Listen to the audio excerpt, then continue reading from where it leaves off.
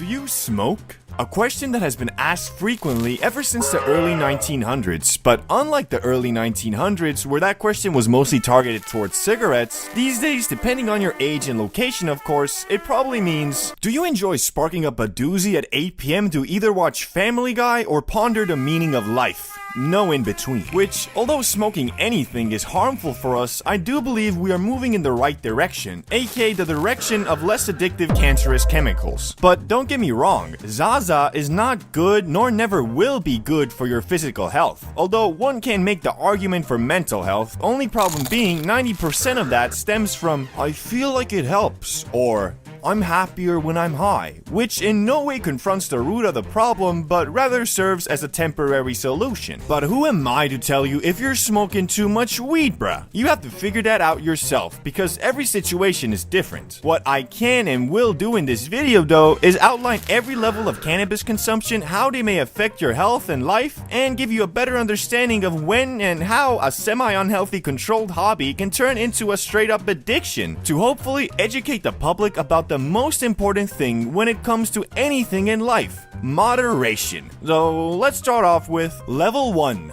A casual. The casual is someone who smokes up only on occasions and almost exclusively with friends or family. At this level, you might be sparking up once or twice a month when a homie invites you over to hang out. And the reality is, you don't even really care about the weed part so much as the hang out part. You understand that smoking isn't good for you, but you also know the person you chill with likes to do so. And who are you to tell your friend how he or she should live his life? This is truly a wonderful level to be at, as being high is always eventful and joyful. Unless, you green out. It is until the next level, which is level 2, the weekend smoker. The weekend smoker is someone who has evolved from only getting high for the sake of being on the same wavelength as the homie to someone who has grown to enjoy the effects of marijuana even alone. But don't get me wrong, you are still aware that smoking is not healthy, but you also know eating Ruffles is not healthy, doom scrolling is not healthy, yet you still do them from time to time. Getting high has become something you look forward to, but since you're not smoking up every night, it's usually always accompanied with some activity you have in mind, aka I can't wait for Friday so I can smoke up and play Minecraft. I'm excited for Saturday so I can smoke up and watch Dragon Ball Super. Something like that. At this level, you're also definitely not smoking up frequently enough to start worrying about the financial implications buying weed comes with. At most, you're getting an eighth once a week and rolling a couple J's, or maybe if your friend was generous, he'll give you his old bong. Protected with your life. Personally, this is the level I have tried to stay at, but well, it's kind of hard because at this point you have your own weed, and if you're doing something fun at night, it kind of tempts you to do it, well, high. And once you give into that temptation, you'll move up to level 3. The daily reward. You've come to really enjoy your weekend highs, so much so that you've decided, screw it, it's Tuesday, there'll be no hangover like with alcohol. Yeah, I'ma smoke up. I would consider this level the last one where you can still say you are not addicted, just really enjoy hanging around while high. The only problem being, weed has become an integral part of your routine, which has removed some of the wonder that accompanied it in the previous levels. As before, being faded got you moving extremely irregular, but since irregular depends on your perspective of regular and you're pretty regularly high, your actions while under the influence, although still fun, don't make you feel that, oh shit.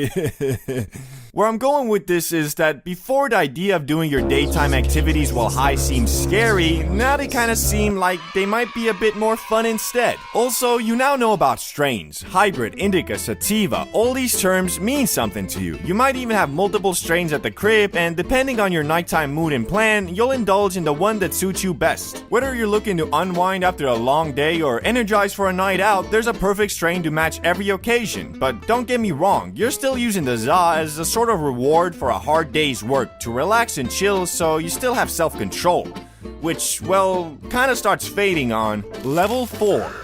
Gee, why not? Why not, you think? I ain't really got nothing much to do anyway, I'll just do a quick rip and make it more enjoyable. Getting high during the day can be a slippery slope, cause once you do, you'll realize that, wow, this is kind of fun. And so you might start dedicating your sativa stash to your daytime adventures, but there is a catch, a rather steep price you must pay when you reach this level. Because you are now high during the day, smoking up at night loses that reward factor it used to have. You're slowly getting to the point where the feeling of normality is being faded, and due to that, getting high at the end of your day is just standard procedure, not your special fun time, if you get what I'm saying. Another huge difference that comes at this level is of course your tolerance, which has gone way up along with your money spent on weed. And to counteract those, you have had to start buying in bulk, so instead of eighths, you now have ounces. But holding so much bud is a double-edged sword, as having over an ounce available at any given time also messes with your sense of how much you're actually smoking. Whereas one full bowl of bud taken from a grinded eighth visibly decreases the amount you have left, a full bowl taken from a grinded ounce seems like nothing, which all of these things compound, kinda like the stock market. You're taking bigger and bigger hits each day, which most people would start to realize that at this point, it's kinda hard to label your Zaza destruction as a controlled hobby when you're not just high during your night goblin time, but also your daytime, and start lowering your consumption. But if you are not most people and still believe that you are in control, you'll move on to level 5. Zaza Fiend. A cigarette smoker can smoke a pack a day, which is not so good for your lungs. A Zaza Fiend can smoke 5 to 10 J's a day, which is also not so good for your lungs. Whereas before, you could point to that cigarette smoker and say, "You smoke the same amount in a day that I do in a month. We are not the same." Now you point at him and he points right back, which kinda sucks, not gonna lie. Being high has completely lost its wonder. It's more a monthly subscription to live your life normally and be in an alright mood now. You'll start to notice you got a bit of a cough. You got some stuck at the back of your throat pretty often, and you also can't remember what you did 2 days ago and beyond. "Oh no, I was high as balls," you say jokingly, holding back your tears, because the reality is you weren't high as balls. You smoked a lot of weed, yes, but you weren't all that high, just normal high. Although you can't really get physically addicted to weed, you absolutely can mentally. "I can quit at any time," you might think, and you could maybe, but oh boy, it will not be easy. Wanna play a game? Gotta get high. Wanna watch a movie? Gotta get high. Need to go to the store? Might as well get high. Everything is done high. Your lungs have not gotten a break to cleanse themselves, and your brain has not gotten a break either. In fact, it has gotten so used to being high, it feels pretty shitty without it. We could talk about your tolerance, but well, you probably know where that's at, on that maxed out endgame plus level. Personally, I've only ever gotten this far once, back when I was in high school and it was summer break, because I learned pretty quick that, well, it's by far the worst level to be at. You're smoking an insane amount, sometimes even back-to-back bong rips, but the feeling you get from it is not even that fun. On top of that, you're spending an unholy amount of money on bud. I mean, it's gotten so bad, your monthly Zaza costs might literally exceed your grocery budget. Got you setting aside half your paycheck just so you can feel okay.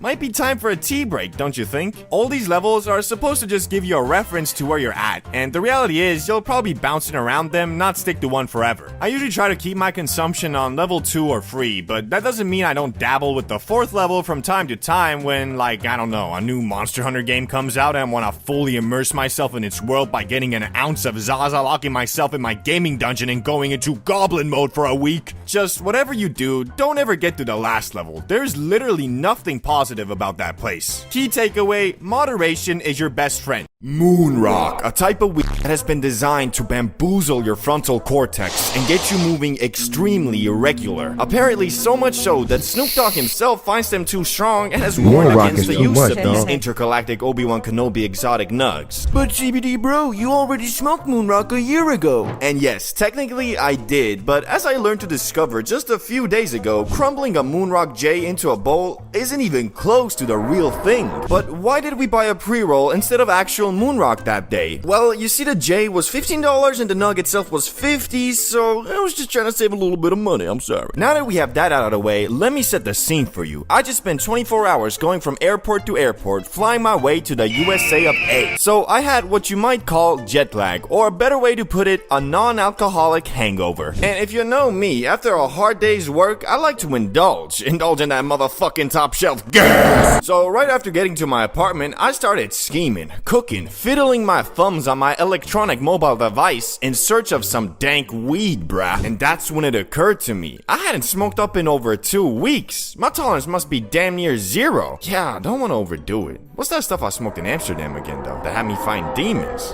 Moonrock? Nah. That'll disrupt my circadian rhythm. Wait. My circadian rhythm already is disrupted. Shit, Moonrock might just undisrupt it back to normal. So there I was, having made up my mind with absolute logic that could not be argued against. I concluded that the only thing potent enough to cure my jet lag was my dear old friend Moonrock. And remember how I said I found out a few days ago that what I smoked in Amsterdam wasn't actually Moonrock? Yeah, well, the few days I was referring to wasn't some random Google search. This shit would end up getting me so galactically obliterated, I scrambled to find out if I had smoked some lace grass, only to discover that the hole I dug myself into was no one else's fault but mine, god damn. Anyway, I'm getting ahead of myself here. After browsing the interwebs for a while, I found a place that sells Moonrock at an affordable price. So me, a carless man, decided to use the extremely sophisticated and thorough public transport system of the United States. I told you this was your last day, Johnny. I'm sorry. Just give me one more day. I'll pay it all back. I promise. Rest in pepperoni, you damn crackhead. Holy shit. Did I just hear a dude getting shot? Thankfully, I'm safe on the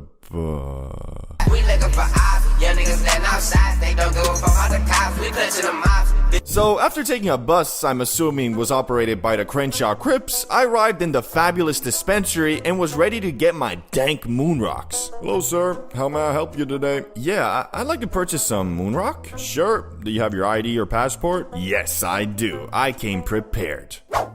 Yeah, checks out. That'll be $120. $120? I said I want Moonrock, not diamond-encrusted weed. Well, that's the price. You want it or not. Yeah, okay.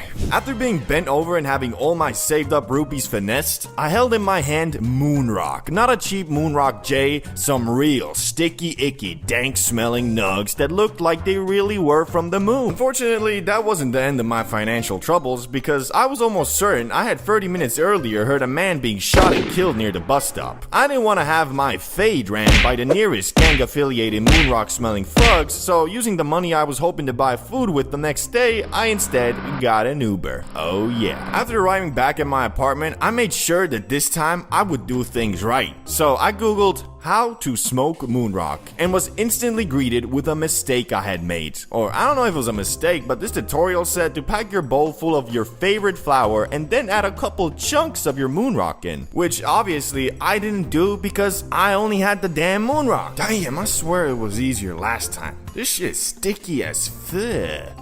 Oh, well, screw it. I'll just pack it full of Moonrock. What's the worst that can happen? A grave mistake. A skibbity lapse in judgment. I was not at all prepared for what was to come, even though I thought I was. And the reason for that was my false understanding of how potent this shit actually is. I had smoked Sunrock before, but did so from a J, which is not really how you're supposed to do it, making its potency noticeably lower. And the Moonrock I smoked in Amsterdam was apparently just a J covered in keef that we crumbled into a BONG, and on top of that, when you consider the copious amounts of top shelf Zaza we were smoking prior, I think you might be starting to see how this is gonna go. Here goes nothing.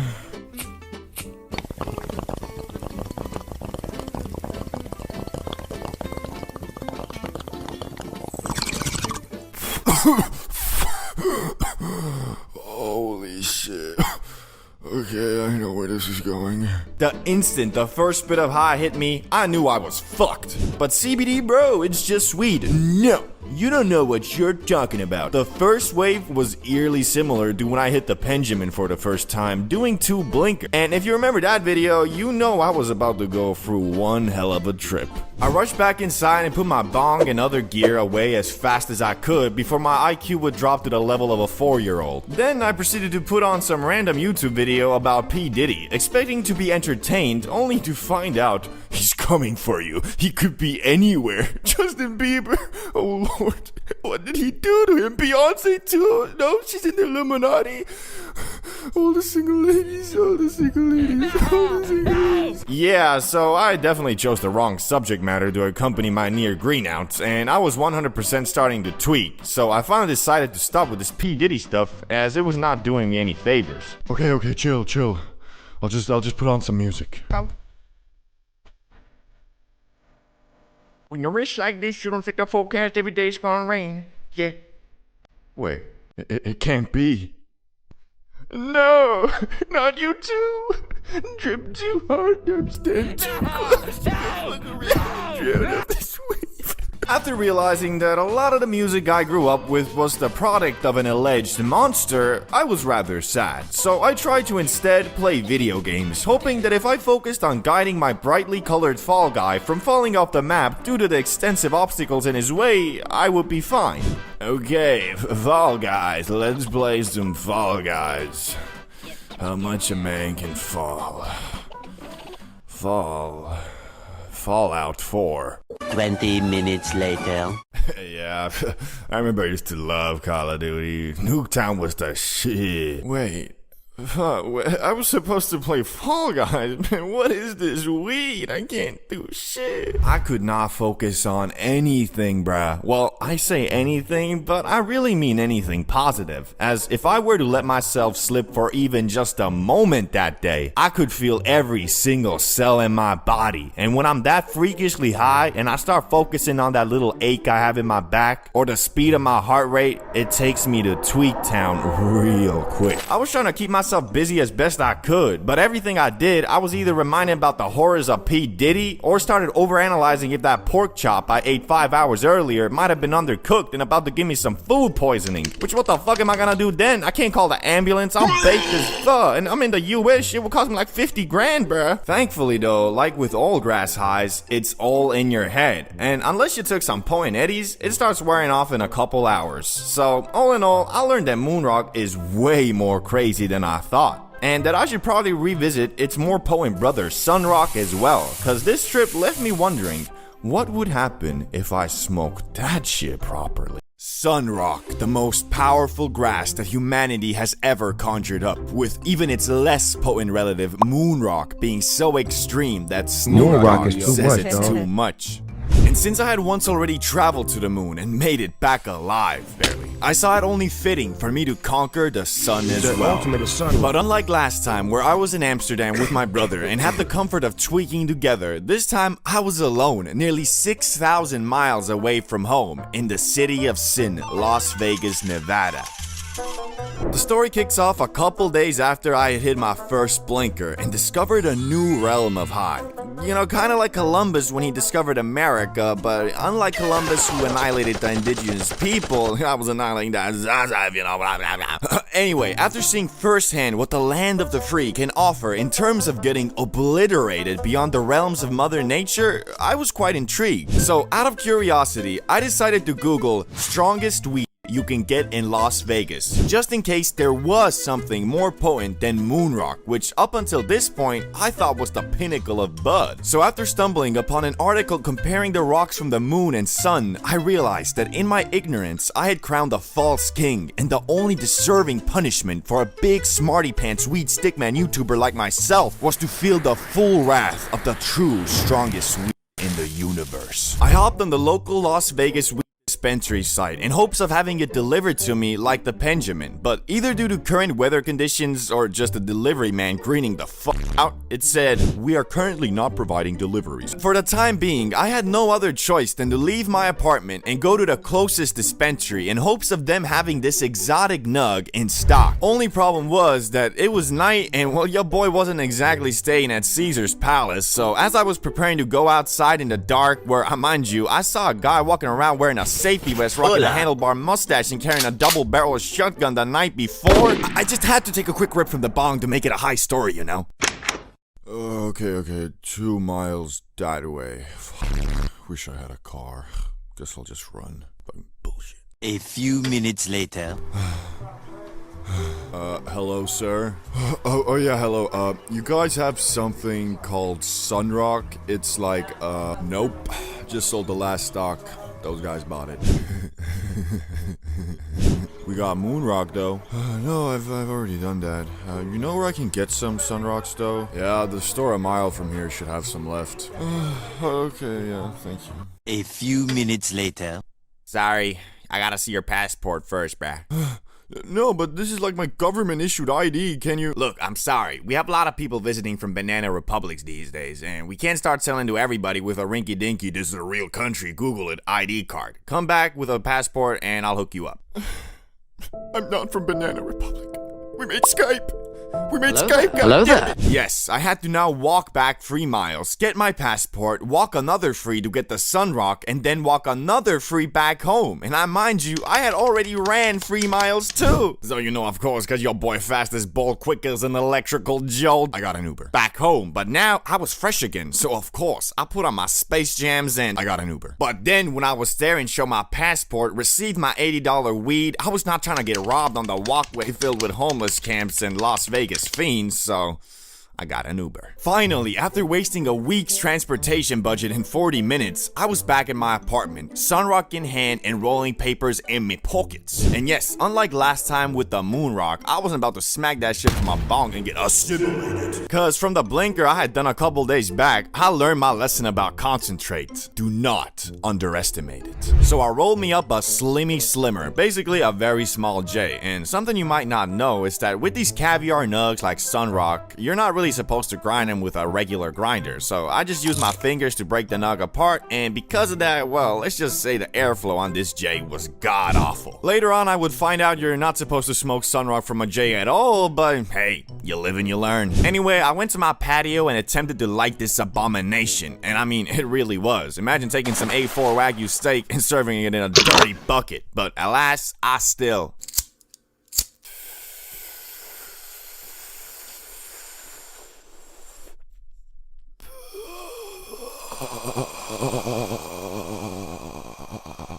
The first puff, yes, the goddamn first puff got me drafted in a galactic war against the Matrix. And I think that had to do with the fact that Jay only had like 3 puffs in it, because I was basically just smoking straight nugs. But I decided for the legacy of CBD bro, I shall do another puff.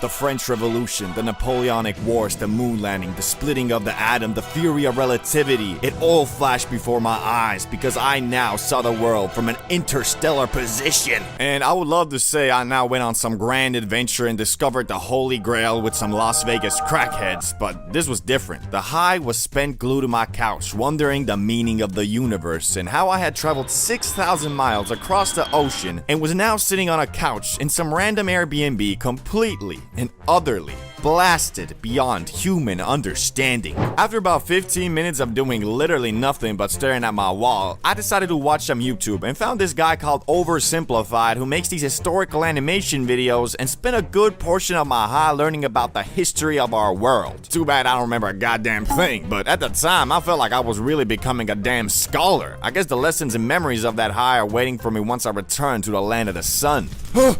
Where am I? Man, I told you not to smoke that sun rock. You stuck on the sun now, fool, with the rest of us. No! Oh, no, wait, that was just a dream.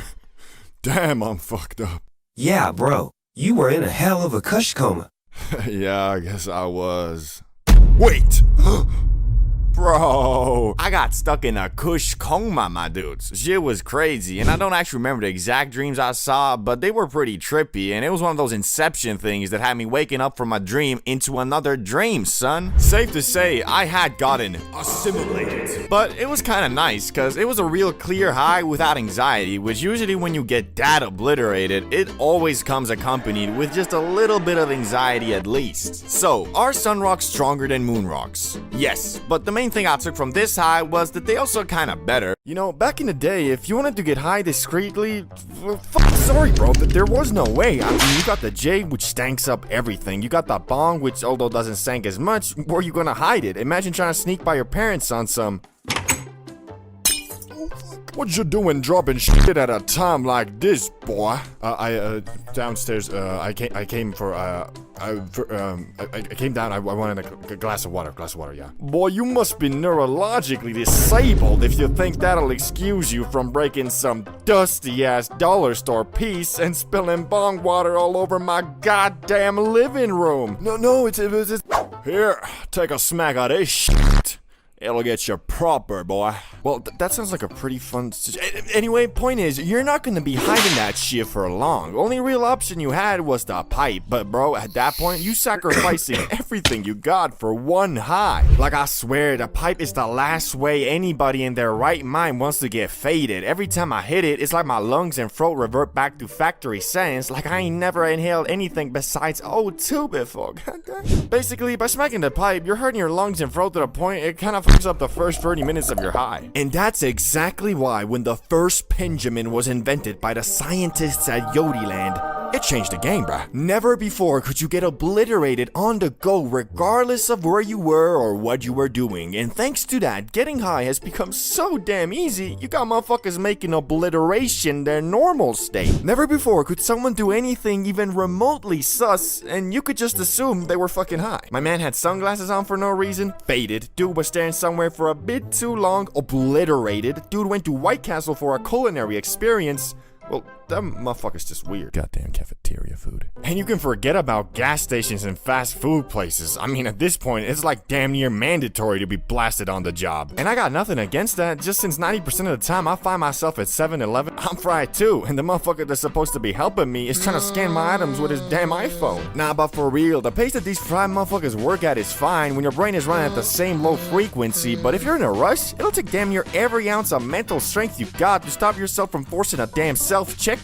Would you like a bag with that, sir? Fuck no, here's the money, just give me my shit. But don't get me wrong, I got nothing against a good old Benjamin. There really ain't a better on-the-go, fast and easy way to get faded. Unfortunately, I didn't go to college and kinda cheated my way through high school too, so the 15 or so brain cells I was able to develop that keep me from losing and forgetting shit turned into, well, basically zero. And for that reason, I've already lost 2 of them. One of them slipped out my pocket while I was at the movies, and I'm pretty sure some teenagers stole it, cause after the film, when I was looking for it with my flashlight and shit, these motherfuckers were giggling in the back, looking at me like I was a damn circus clown. Coupled with the fact I was fried as fuck, I was fighting my tears. Dog. I just got robbed by some damn teens and I can't even do shit cause it was illegal to even bring it in there. Second one I lost in a very similar manner. As I was getting out my Uber going back home, my sweatpants did me dirty and flinged that fucker out as I was standing up. Took me 2 minutes to realize, and when I did, my Uber driver was probably already hitting that shit cause when I called him back to ask for it, he said,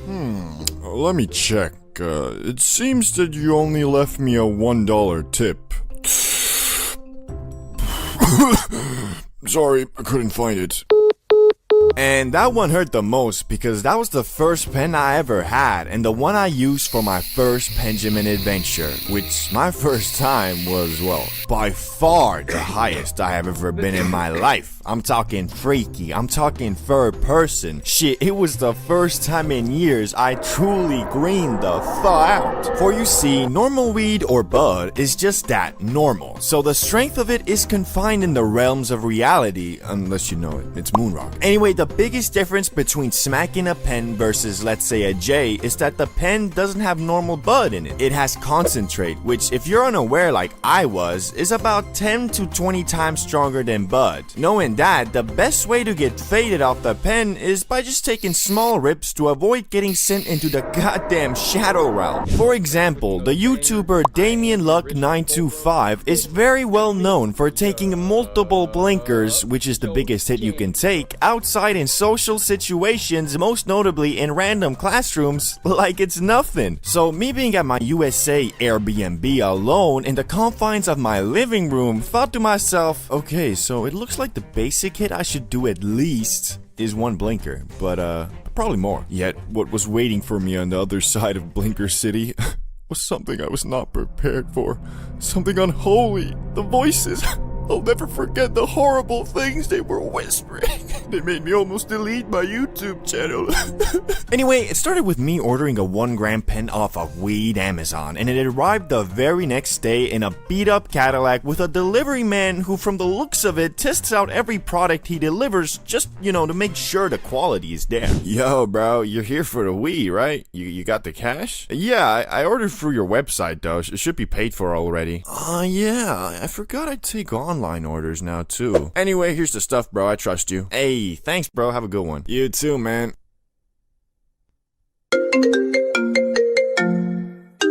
Hello, Mr. Bro. We got a delivery for you from Weed Amazon that should be arriving in an hour or so. Will you be home then? Wait, didn't I just... I'm a gorilla in a fucking scoop. Gonna pull up to the zoo. Oh, I better get out of here. So I went back to the crib, Benjamin in hand, and prepared myself to get faded. And obviously, I went for a blinker my very first hit. But since I had never smacked a pen before, I inhaled it for about 4 seconds and stopped because it was so light on my throat, I thought it wasn't working, but it actually was. And from that 4-second puff, I was already quite bamboozled, but since I have this weird rule of every time I get new stuff, I break it in by doing a massive hit, I thought, well fuck, I was supposed to do a blinker, and went for it again. I inhaled and inhaled for a good 8 to 10 seconds, but the thing just wouldn't fucking blink. It got to the point where there was tears coming from my eyes and my throat was begging me to stop, and it ended up like...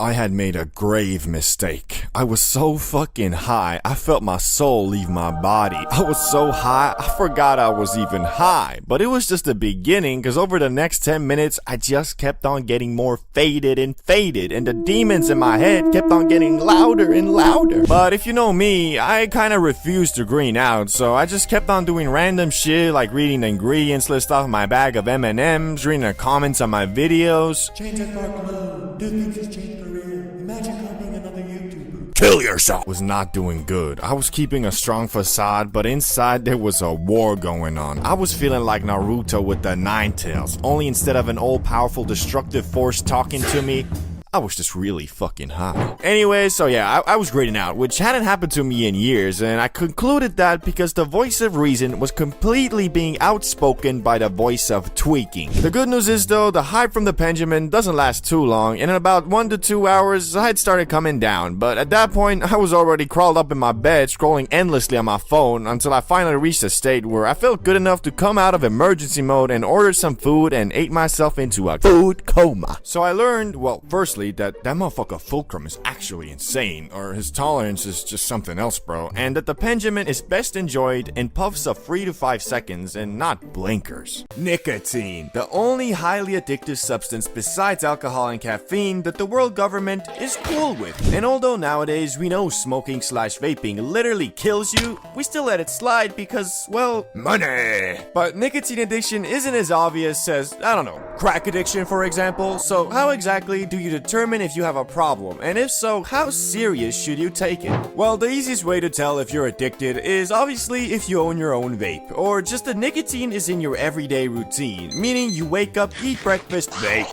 go to work, vape, drive home, vape. But if you fall into this category, you probably already know you're addicted, but el nicotino doesn't always make it so obvious. From my experience, I've found that it low-key has a mind of its own, and when it enters your system, it instantly starts rizzing up your brain, firstly giving you the buzz, and after that, it'll curl up all close to you and 15 minutes later whisper, "Hey, that buzz was pretty nice, right? You should buy a vape." And depending on your mental fortitude, you either do what it says instantly or you fight it. But the more you consume Nick, the stronger and smarter that little voice will get. Cause it'll start analyzing your brain and giving you suggestions based on where you last got that buzz. So if you go to a party and at that party do some vaping, next time when you're invited, the little voice will tell you, "Ooh, a party. That's the place where we get to vape without feeling bad about it. Cause I mean, everybody's doing it anyway." And from there, you'll become what I I call a social vapor, which is someone who only does it at gatherings, parties, get-togethers, etc. by just asking for others to pass their vape. But being a social vapor doesn't mean you're addicted, unless you find yourself going to these gatherings for the sole purpose of getting that sweet, sweet buzz. We've determined that being a social vapor doesn't instantly make you addicted, so what does then? Well, probably when you get to the point where instead of hoping that someone has a Nick stick in the group, you don't risk it and buy your own to take with you. This might seem innocent enough at first, but ask anybody who is a Nick fiend and they'll tell you that you start being addicted when you buy your own vape, even if it is just for that one night out. Yet most people don't realize this at first, because as I said before, nicotine is one smooth-ass criminal. It is a master of deceiving its victims with lies like, you're not addicted, it's just one vape. You're not addicted, look at Johnny, he's puffing the F-bar 24/7. Now that's addicted. Worst part is, most dudes only realize they're being deceived when it's too late. Well, not too late, it's never too late to quit, but when you're on that physical addiction pack, it's gonna be way harder compared to if you're only mentally addicted. And if you don't know the difference between mental and physical addiction, then don't worry, it's quite simple. Physical addiction is when your body starts dysfunctioning due to the absence of the substance, aka nicotine, it's used to getting daily, which basically means headaches, vomiting, dizziness, depression, lack of motivation, trouble focusing, etc. Mental addiction is what most people have. It's just your brain telling you to go get some nicotine in your system for whatever reason it comes up with. For me, it usually has to do something with, you had a hard day, I think you deserve a break.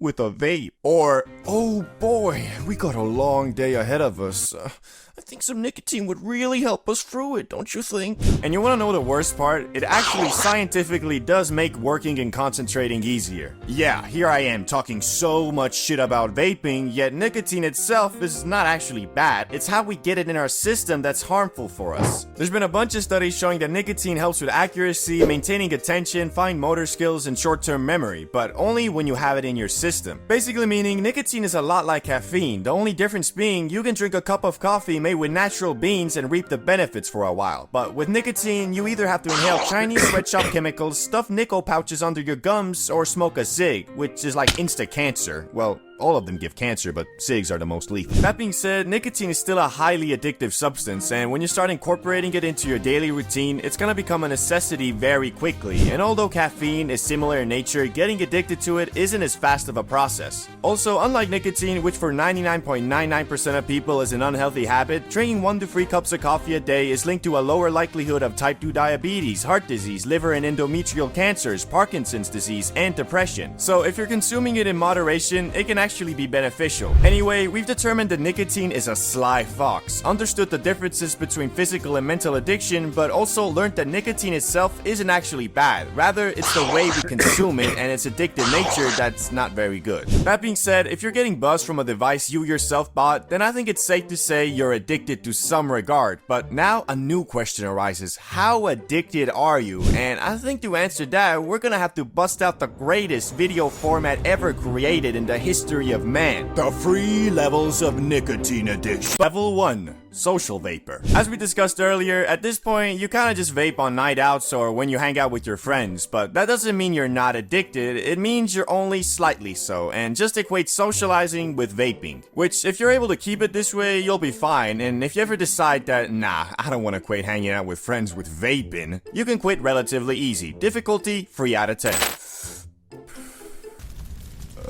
Yo, what's up? Give me a fucking puff! Level 2. Dispo Fiend. You couldn't resist the buzz and went ahead and started getting your own dispos. Now you're way more fucked than before cause nicotine is in your daily schedule, so your body is starting to get used to it always being available when needed. Depending on how long you keep daily puffing will determine how hard it is for you to quit, but on average, if you've been hitting it for a couple weeks, I'd say difficulty level 6.5 out of 10. Pretty hard. But an easy strategy to try is if you're not a coffee drinker, start being one. Basically, if you're struggling to go completely cold turkey, instead of a morning rip, try a morning brew. I know substituting one addiction for another doesn't sound that good, but as I said earlier, having 1 to 3 cups of coffee a day is actually healthy. That's also why this method only works if you're not already a caffeine fiend, because if you are, this won't really do much. Level 3. Why are you talking to me? Help me find my vape, or I'm gonna fucking die. Oh, you're a fiend, a pirate, a capitalist for that nick.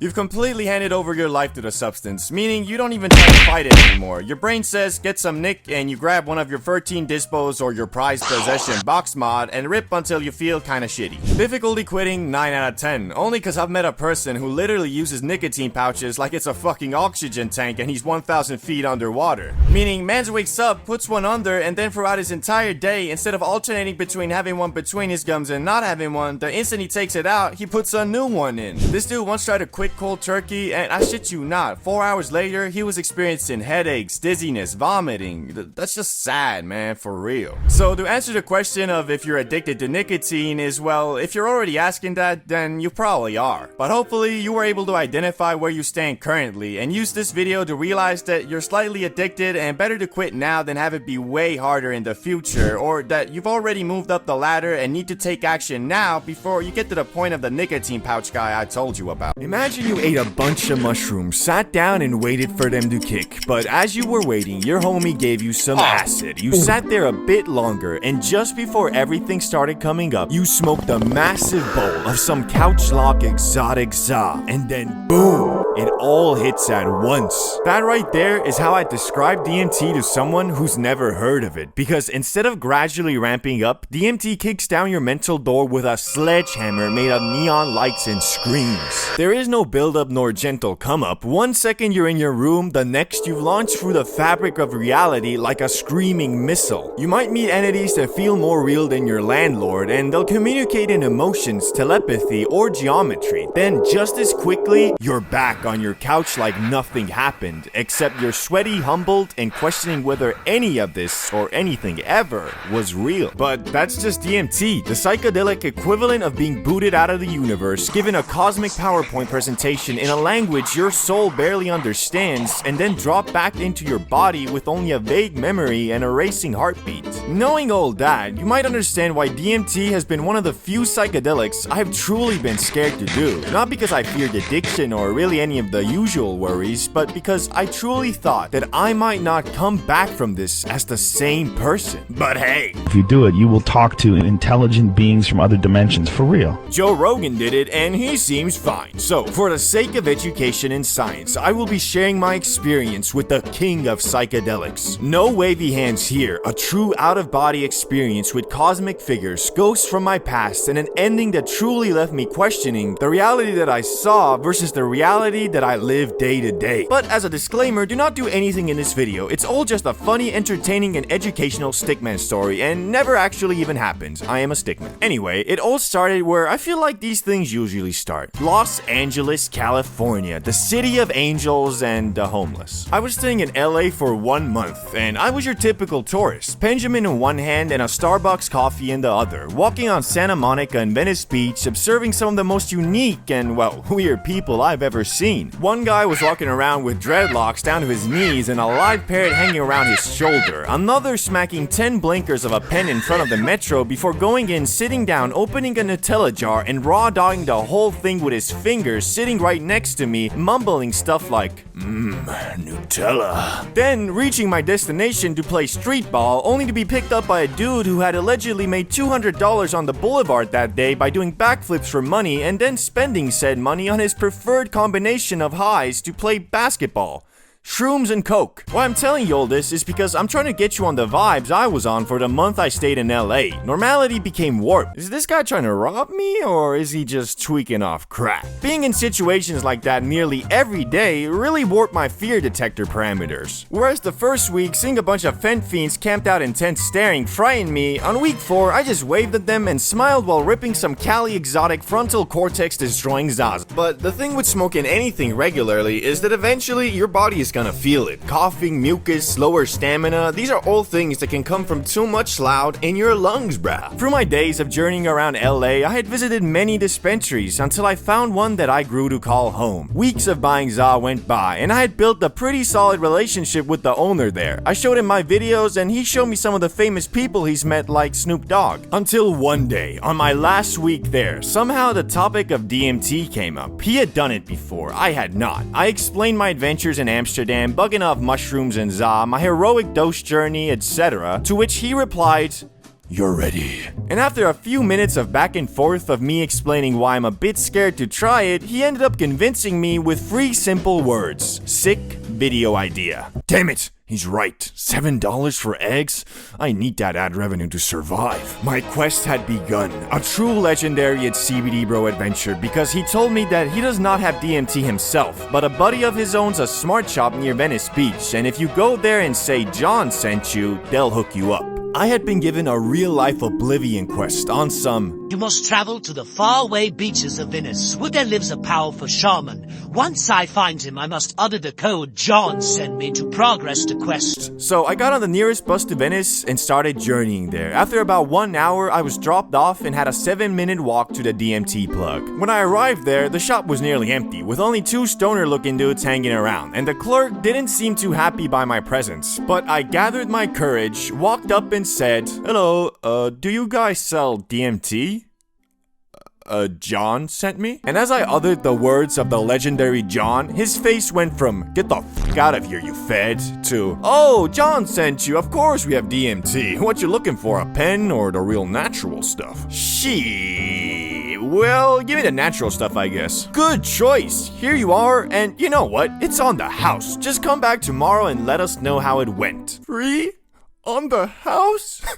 Tears of joy dripped down my face as I hadn't heard those words ever since I arrived in the US. Now, I was locked in. I grabbed the herb and bust myself back to my 3K a month rundown studio apartment. An absolute banger of a deal if you ask me, and got myself prepared. I firstly watched a couple videos on the first time doing DMT and found this very popular one where it was explained that you have to smoke it 3 times, but that after the first hit, you're not gonna wanna do anymore, yet you must push on if you want to get the true mystical experience. And since I knew I probably won't be doing this stuff ever again, I decided that I just had to go all out. I packed 1 bowl ready and set aside 2 similarly sized doses on the table to be added in after I finished the initial bowl, and well, I got down to business. I ripped my first hit, and right after exhaling, my room started shrinking. I swear the walls started closing in on me, and it's like everything got some top tier Minecraft shaders and a texture pack. I was way screwed up, but there was also a guiding voice, very similar to the video I had just watched. Whatever you do, don't stop. You have to keep going. You have to get that 3rd hit. I'm not shitting you when I say I felt like my only way to salvation was to get to the 3rd hit. I rushed to pack the 2nd bowl, all while I still saw the walls closing in. It was like a time trial. Okay.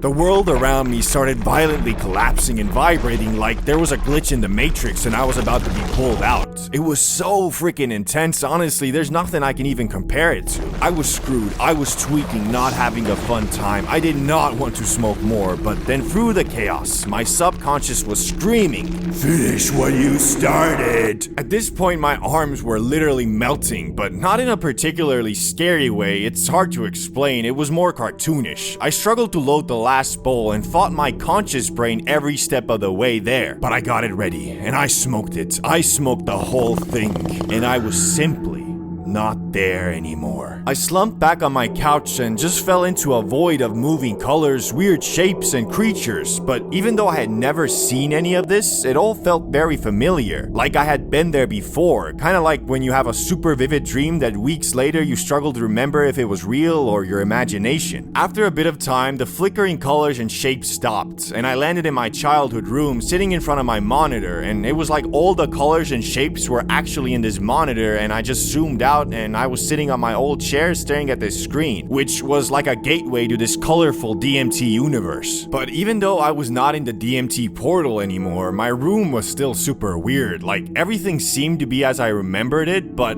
I had an odd feeling that something was not right. Everything seemed correct, but wrong at the same time. And then through the door to my room, in came one of my old friends, Salamander, but he was different. Like it was an alternate parallel universe version of him, and he was wearing this Matrix-style robe and just kept saying, "You are where you belong. You are where you belong." But I was like, nah, this bad trip fake-ass salamander, so I ran towards him and tried to give him the 1-2. But as I ran at him, he disappeared, and so did the room and everything behind me, and I fell through the doorway into this endless freefall of darkness that was surrounded by computer code detailing my whole freaking life. Events that I lived through, written out in some JavaScript language, like my whole existence was just a game with preset events programmed in. Eventually, I stopped free-falling and was just standing there, staring at all this code around me in existential dread, when a calming yet ominous voice echoed from a distance. "Now that you know, can you ever go back?" And snap! Just as I flew into this void via flashing colors and weirdly familiar shapes, it pulled me back the same. I opened my eyes and I was wide awake, clear-headed as I've ever been, staring around my room in shock.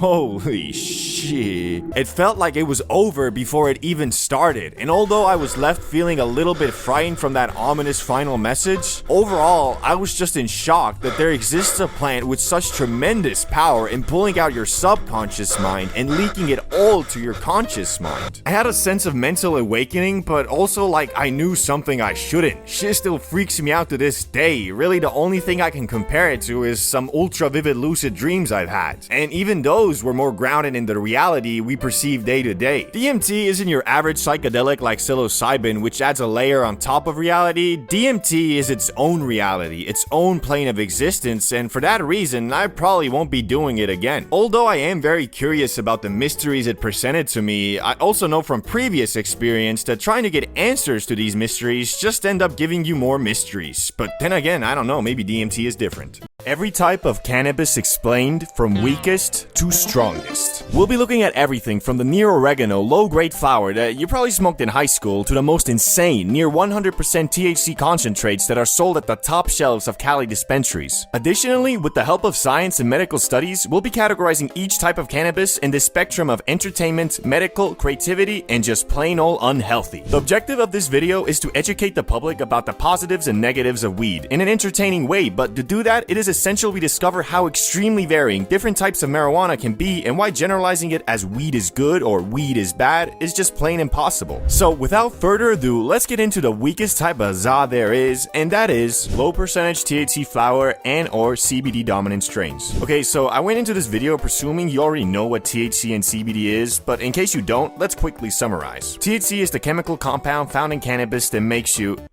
when did Family Guy become so funny? aka the munchies, laughter, feelings of euphoria, and overall its psychoactive effects come from THC. And CBD is the compound that reduces anxiety and can potentially help against depression, although the latter isn't as conclusive. There's also two distinct types of cannabis unrelated to its THC percentage, called sativa and indica, with sativa providing more of an energetic mind high and indica leaning towards a relaxing body high. So when we are talking about low percentage THC flower, aka 1 to 6% THC with a high concentration of CBD, we are in the realms of medical marijuana, meaning this type of weed, besides pure CBD of course, is the least intoxicating and can be potentially helpful to people with varying mental health issues. Just always keep in mind, smoking anything is harmful for our lungs, and even though this type of cannabis can be considered medical, it really depends on the person, their psyche, and what issues they are experiencing. So now we know low percentage THC flower links to the medical side, but what about entertainment and creativity? Well, although this type of cannabis won't have you staring at your wall for 30 minutes plotting your trip to the kitchen, it can, however, still give you a different perspective on things. Unrealistic feelings of euphoria and cartoonish thoughts probably won't occur, but that doesn't mean your creativity won't be affected at all. You might not come up with the next Rick and Morty while under the influence of this gas, but you could come up with creative solutions to pre-existing problems or give you a slightly different perspective on what you're doing. Coupled with the high concentration of CBD, which could help you feel more at ease and reduce possible anxiety that might have been attached to you before, this type of weed is best for beginners or people who could be trying to reduce their weed dependency without going straight up cold turkey. And that's why it lands itself in the far end of the medical spectrum, but not so much in the creativity and entertainment part of the fucking thing. Anyway, moving on, mid-grade THC flower, the mid-shelf gas. I won't go over this too long as it's quite similar to the previous one, but with slight differences. Mid-grade flower usually ranges between 10 to 20% THC with varying levels of CBD, which general rule of thumb is for medical use, go with the highest CBD percentage, and if you just want to get faded with your friends and play split screen Minecraft, get the one with the highest THC. Just make sure it still has some CBD in it so you don't, well, green the fuck out. Why I say that is because contrary to popular belief, CBD and THC do not bind to the same receptors in our brains, but through various studies and my own personal experience, CBD in most cases can reduce the adverse effects caused by THC, aka freaking out, feelings of discomfort, spikes in anxiety, etc. That's why even if you're an experienced stoner, it's good to have some CBD oil or flower that can help you if you're getting those unwanted side effects from some high percentage THC cannabis. So this type of weed lends itself higher in creativity and entertainment, but a bit lower in terms of its medical benefits. Moving on, high percentage THC flower, aka premium bud. This is the point where we start leaning much further away from the medical side into the entertainment and creativity side. High-end flower usually ranges between 20 to 35% THC, and unfortunately most of this top shelf flower is engineered to have very little or sometimes nearly zero CBD, which is why I said that this is the point where we really start deviating away from the term medical cannabis. But you might be asking, why can't I just get my flower with both high CBD and THC, you stupid Well, let me explain. Cannabis plants can naturally express high levels of either THC or CBD, but rarely both. This is because THC and CBD are derived from the same precursor, CBGA. The plant's genetics determine which enzyme, THC synthase or CBD synthase, is more active. In high THC strains, the THC synthase enzyme dominates, converting most CBGA into THC, leaving little room for CBD production. To add to it, cannabis growers have traditionally bred plants to maximize THC levels because of its psychoactive effects, which are highly sought after in recreational markets. Over time, this selective breeding reduced the expression of CBD in high THC strains, as the two cannabinoids tend to work in an inverse relationship. So it's also unfortunately us the consumers' fault that super high THC and low CBD percentage is the baseline for top shelf gas these days. With brands constantly trying to compete with each other and providing the most mind-boggling high possible, there isn't really a lot of demand for high percentage CBD flower that still gets you very high. People buying weed for recreational use usually only care about the get you very high part. But I'm not saying that there is absolutely no place for this type of weed in the medical world, but it is extremely situational. The same way as inviting a friend out to have a couple drinks and watch the game on a Saturday night to alleviate the stress and anxiety from a hard week of work, this high THC flower can be a fun night to blow off steam and take your mind off real world problems for a while because, well, this shit could have you so obliterated you'll be using 100% of your brain power on figuring out how to tie your shoe, bruh. AKA, this is imagination land. I'm kinda going off personal experience on this, but the artists and musicians I know seem to enjoy this type of cannabis the most, as it can completely block off the real world and enter you into this trance state where you are 100% focused on whatever you are doing. But CBD, bro, doesn't that mean it helps with ADHD and anxiety? In the moment it can, unless, well, you couldn't handle it and are instead rolled up in a ball on your couch focusing on defeating your demons. Anyway, multiple medical studies have shown that high concentration THC flower does not help against anxiety, depression, and ADHD at all. What it does instead is give you an escape from your ADHD, depression, or anxiety for a brief moment whilst under the influence, and even that doesn't come without a cost.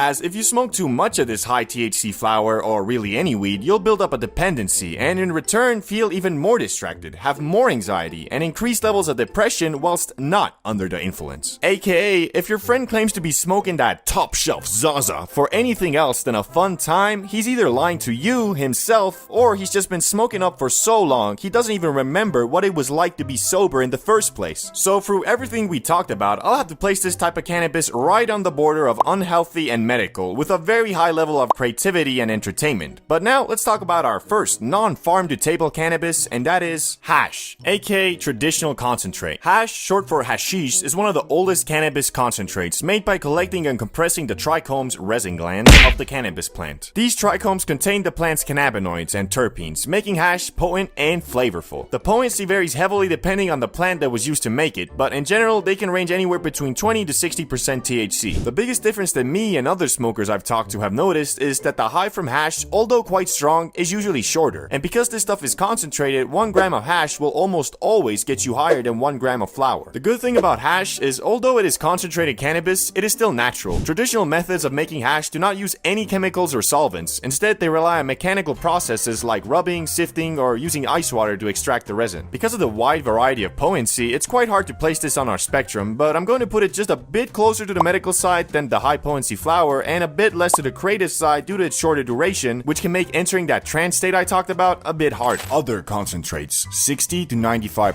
THC. Besides hash, there's like 10 different ways to get THC concentrate from the Zaza, some of which don't use solvents and some that do. If I were to go over every single one individually, this video would probably be like 30 minutes. And since there isn't really a huge difference in potency between them, I'll quickly summarize. Rosin, made by applying heat and pressure to cannabis flower, key for hash to extract resin. Live rosin, a solventless concentrate made from fresh frozen cannabis that's first turned into bubble hash and then pressed into rosin. Shatter or wax, extracted using butane or propane and then purged to remove residual solvents. Live resin, extracted from flash frozen cannabis using butane or propane, then purged. Diamonds, THC crystals. THC is crystallized using hydrocarbons and solvent-based processes. THC distillate, cannabinoids are extracted using solvents, aka ethanol or CO2, and then refined through distillation. Phew! And those are the most popular concentrates, which the most flavorful are usually live resin or rosin, as these retain the most terpenes. And the strongest concentrates are usually diamonds or THC distillate. But the reality is, unless you're like a super stoner, you probably won't be able to tell much of a difference between all of them, as every single concentrate is bound to get you absolutely bamboozled, unless you know, of course, you have an insane tolerance. The main takeaway from concentrated THC is that it builds up your Zaza tolerance very fast compared to regular bud because of its high potency and usually shorter duration, making you smoke up more often. Which is why I will be placing them closer to the unhealthy side, but also the entertainment side due to the mind-boggling high it gives. But now onto the strongest type of smokable weed there is, in my opinion, and that is infused flower, aka moonrock or sunrock, 50 to 80%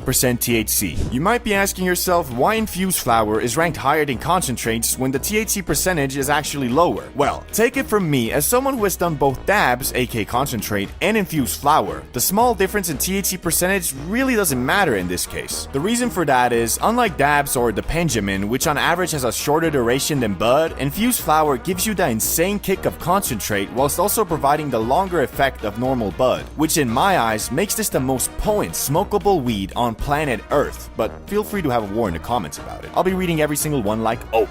Placement on the spectrum will almost be the same as concentrate, but because you won't be smoking up as frequently and in return damaging your lungs a bit less, I'll put it just a bit closer to the medical side, but still definitely unhealthy. Now for the last type of Zaza that is in a league of its own, and that is of course edibles, infinite THC percentage. Why I rank Eddies as the strongest type of weed is quite simple. In the act of cooking cannabis, it turns into something different, something otherworldly, something psychedelic. If you watch some of my other videos, you'd know that I view super potent edibles as something entirely different than normal weed. I'd even go as far and compare them to mushrooms. And science has my back on this because when you digest THC in your liver, it turns into something far more potent, and return when you go to the cinema and watch Oppenheimer, you'll probably be overwhelmed and geeked the fuck out. Watch the video on the screen and you'll know exactly what I mean. Oh, and because you're not damaging your lungs in controlled doses, I'd say this is by far the healthiest way to consume cannabis, so far in medical, far in entertainment, but not so much creative because you'll most likely be immobilized. Drunk versus high, the two most common altered states of being us humans indulge in, which, believe it or not, your preferred choice between these two vices can actually show a lot about your overall personality. For most of us, if you plan on getting high and hanging out, it means eating Doritos, rewatching Pineapple Express, and or playing video games. On the other hand, getting drunk and hanging out usually means stumbling around the club with your friends, yapping with strangers, trying to close a deal with potential prospects, and finally vomiting in the bathroom just to go back to the dance floor and repeating the previous steps until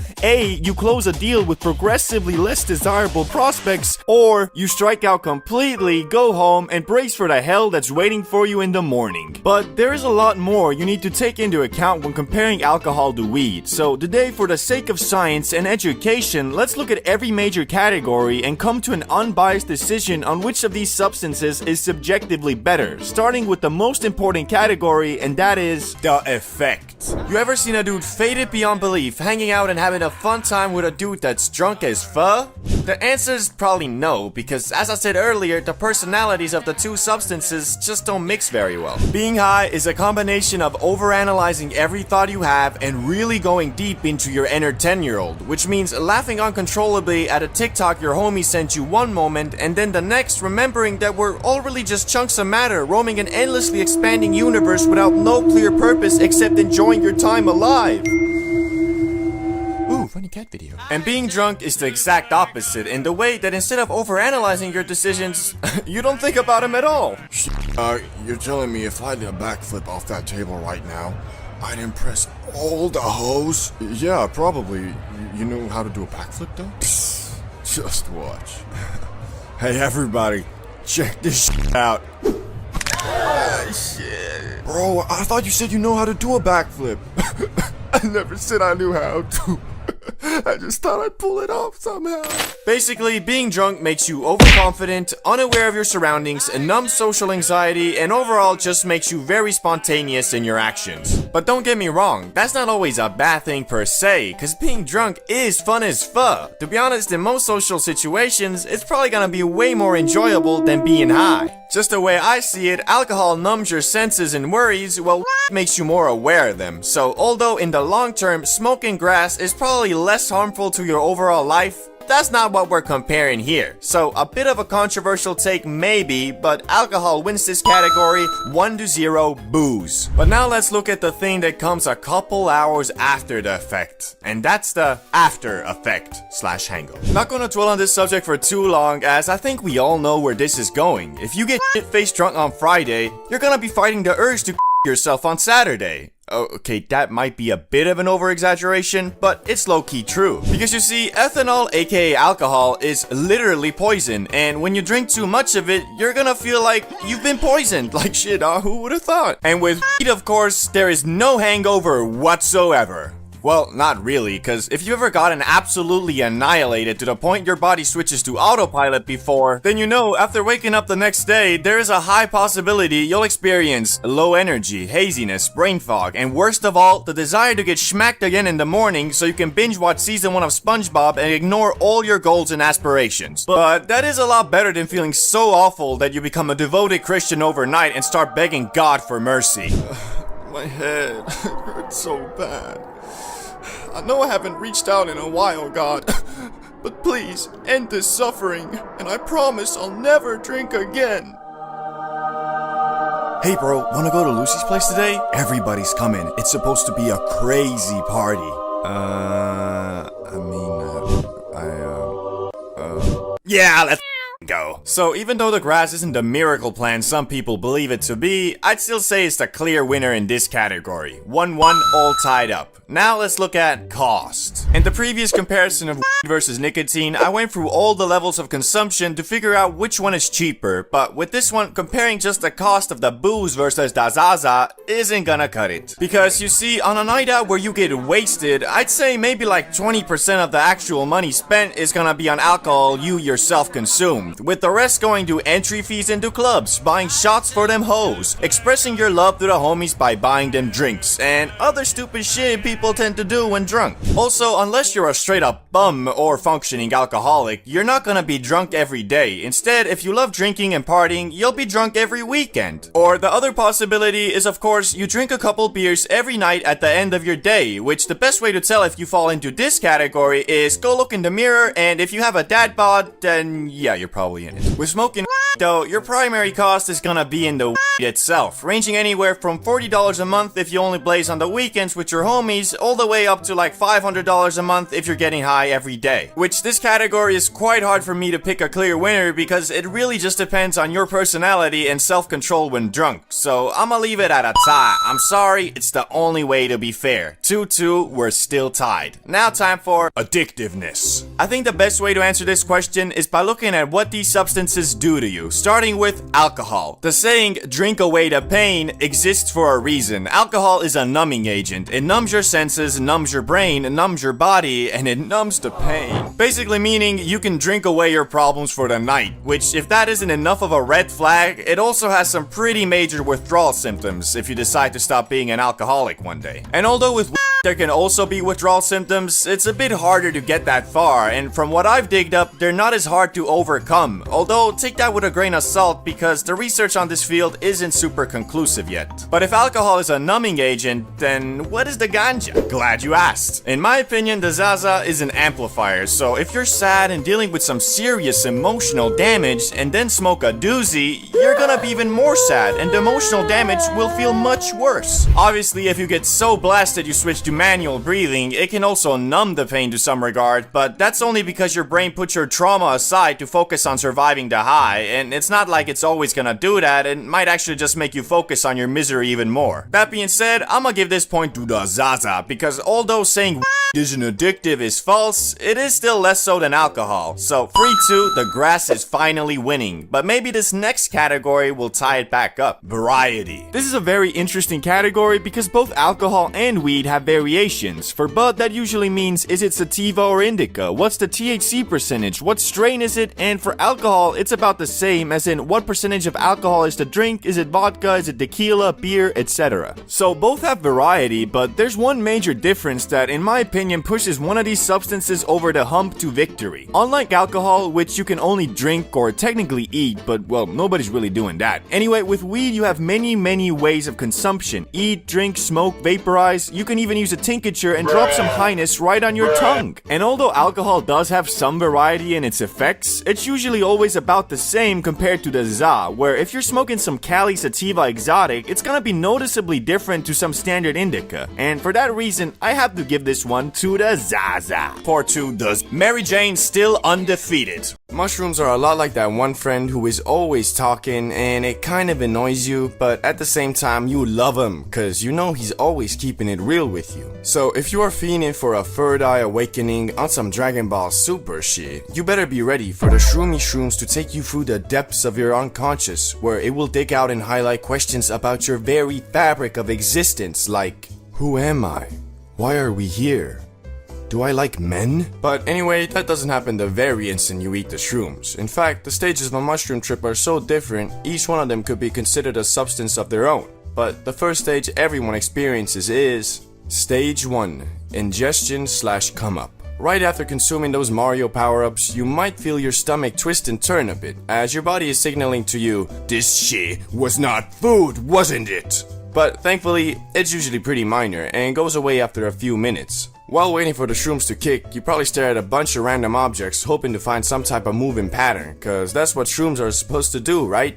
Well, yeah, kind of, but after 30 minutes goes by and you're still staring at the wall with no sign of visual hallucinations, you probably think to yourself, man, I got scammed, didn't I? But then you start really thinking about it. Are you feeling something? And then you think about the next thing, and the next thing, and then you might laugh at something completely random like this picture of SpongeBob, and boom, you now realize they weren't duds, and you're about to go on a journey, bro. Also, after all this, you probably move on to Stage 2, Questions that lead to more questions. You're at the point now where you know the shroom's kicking, but you don't really see any visuals except for maybe the increased significance of every object, but the main thing is you have started questioning everything you know, but not in a scary way of nothing matters, there is no point. More of a, man, I love hanging out with Charlie. Wait, do I though? What type of person is he actually? He's friendly, but kinda secretive and keeps to himself. What is he keeping to himself? Could he be a totally different person? Am I becoming a better person by hanging out with him? What is going on? So yeah, this stage can be very eye-opening to some, especially if you're the type of person to hang on to problems and worries instead of facing them. Because however hard you try not to think about something, the shrooms won't let you. And although it might seem like that's a bad thing, it's actually not. And you should treat this time of the trip to pinpoint the main questions you would like to receive some type of answers to by the end. Because soon after, you're gonna go to Stage 3. Holy shit! The mushrooms are now almost at full effect, and you're definitely seeing some hallucinations, like moving patterns, disfigured items, wavy hands, etc. But to be honest, that isn't really the main thing, because if you approach this trip with the right mindset, as in you wanted to actually take something with you to the real world afterwards, then currently you are most likely intensely trying to piece together the answers to the questions you highlighted on the previous stage. But it ain't as easy as it seems. It feels like like you were constantly on a breakthrough to something really important and significant, but then you lose it and have to start again with the pieces you left off with. But if you stick with it, you'll always figure something out. Maybe not the full picture, but something. Also, you shouldn't blame yourself if you start talking or thinking about something that you feel is very amazing, but then halfway through realize you literally pondering about the implications of the evolution of the Pringles Man logo, bruh. But not to worry, that's the beauty of shrooms. They make you think about everything on a deeper level, and if you can find the correct things to think about through the clutter of Matrix conspiracy theories, you'll still emerge victorious. Speaking about emerging, the next stage is Stage 4. The slow come down. You are now slowly coming down from the shrooms, which is indicated by the fact you don't see as many trippy patterns anymore, but also you're more realistic in your thoughts as well. Also, at this point, you probably aren't bouncing from thought to thought as much anymore and have chosen a definitive couple of things to think about. And with those things, you will find answers, but also a lot of new questions, which can be frustrating, well, until you get to the next and final stage. Stage 5.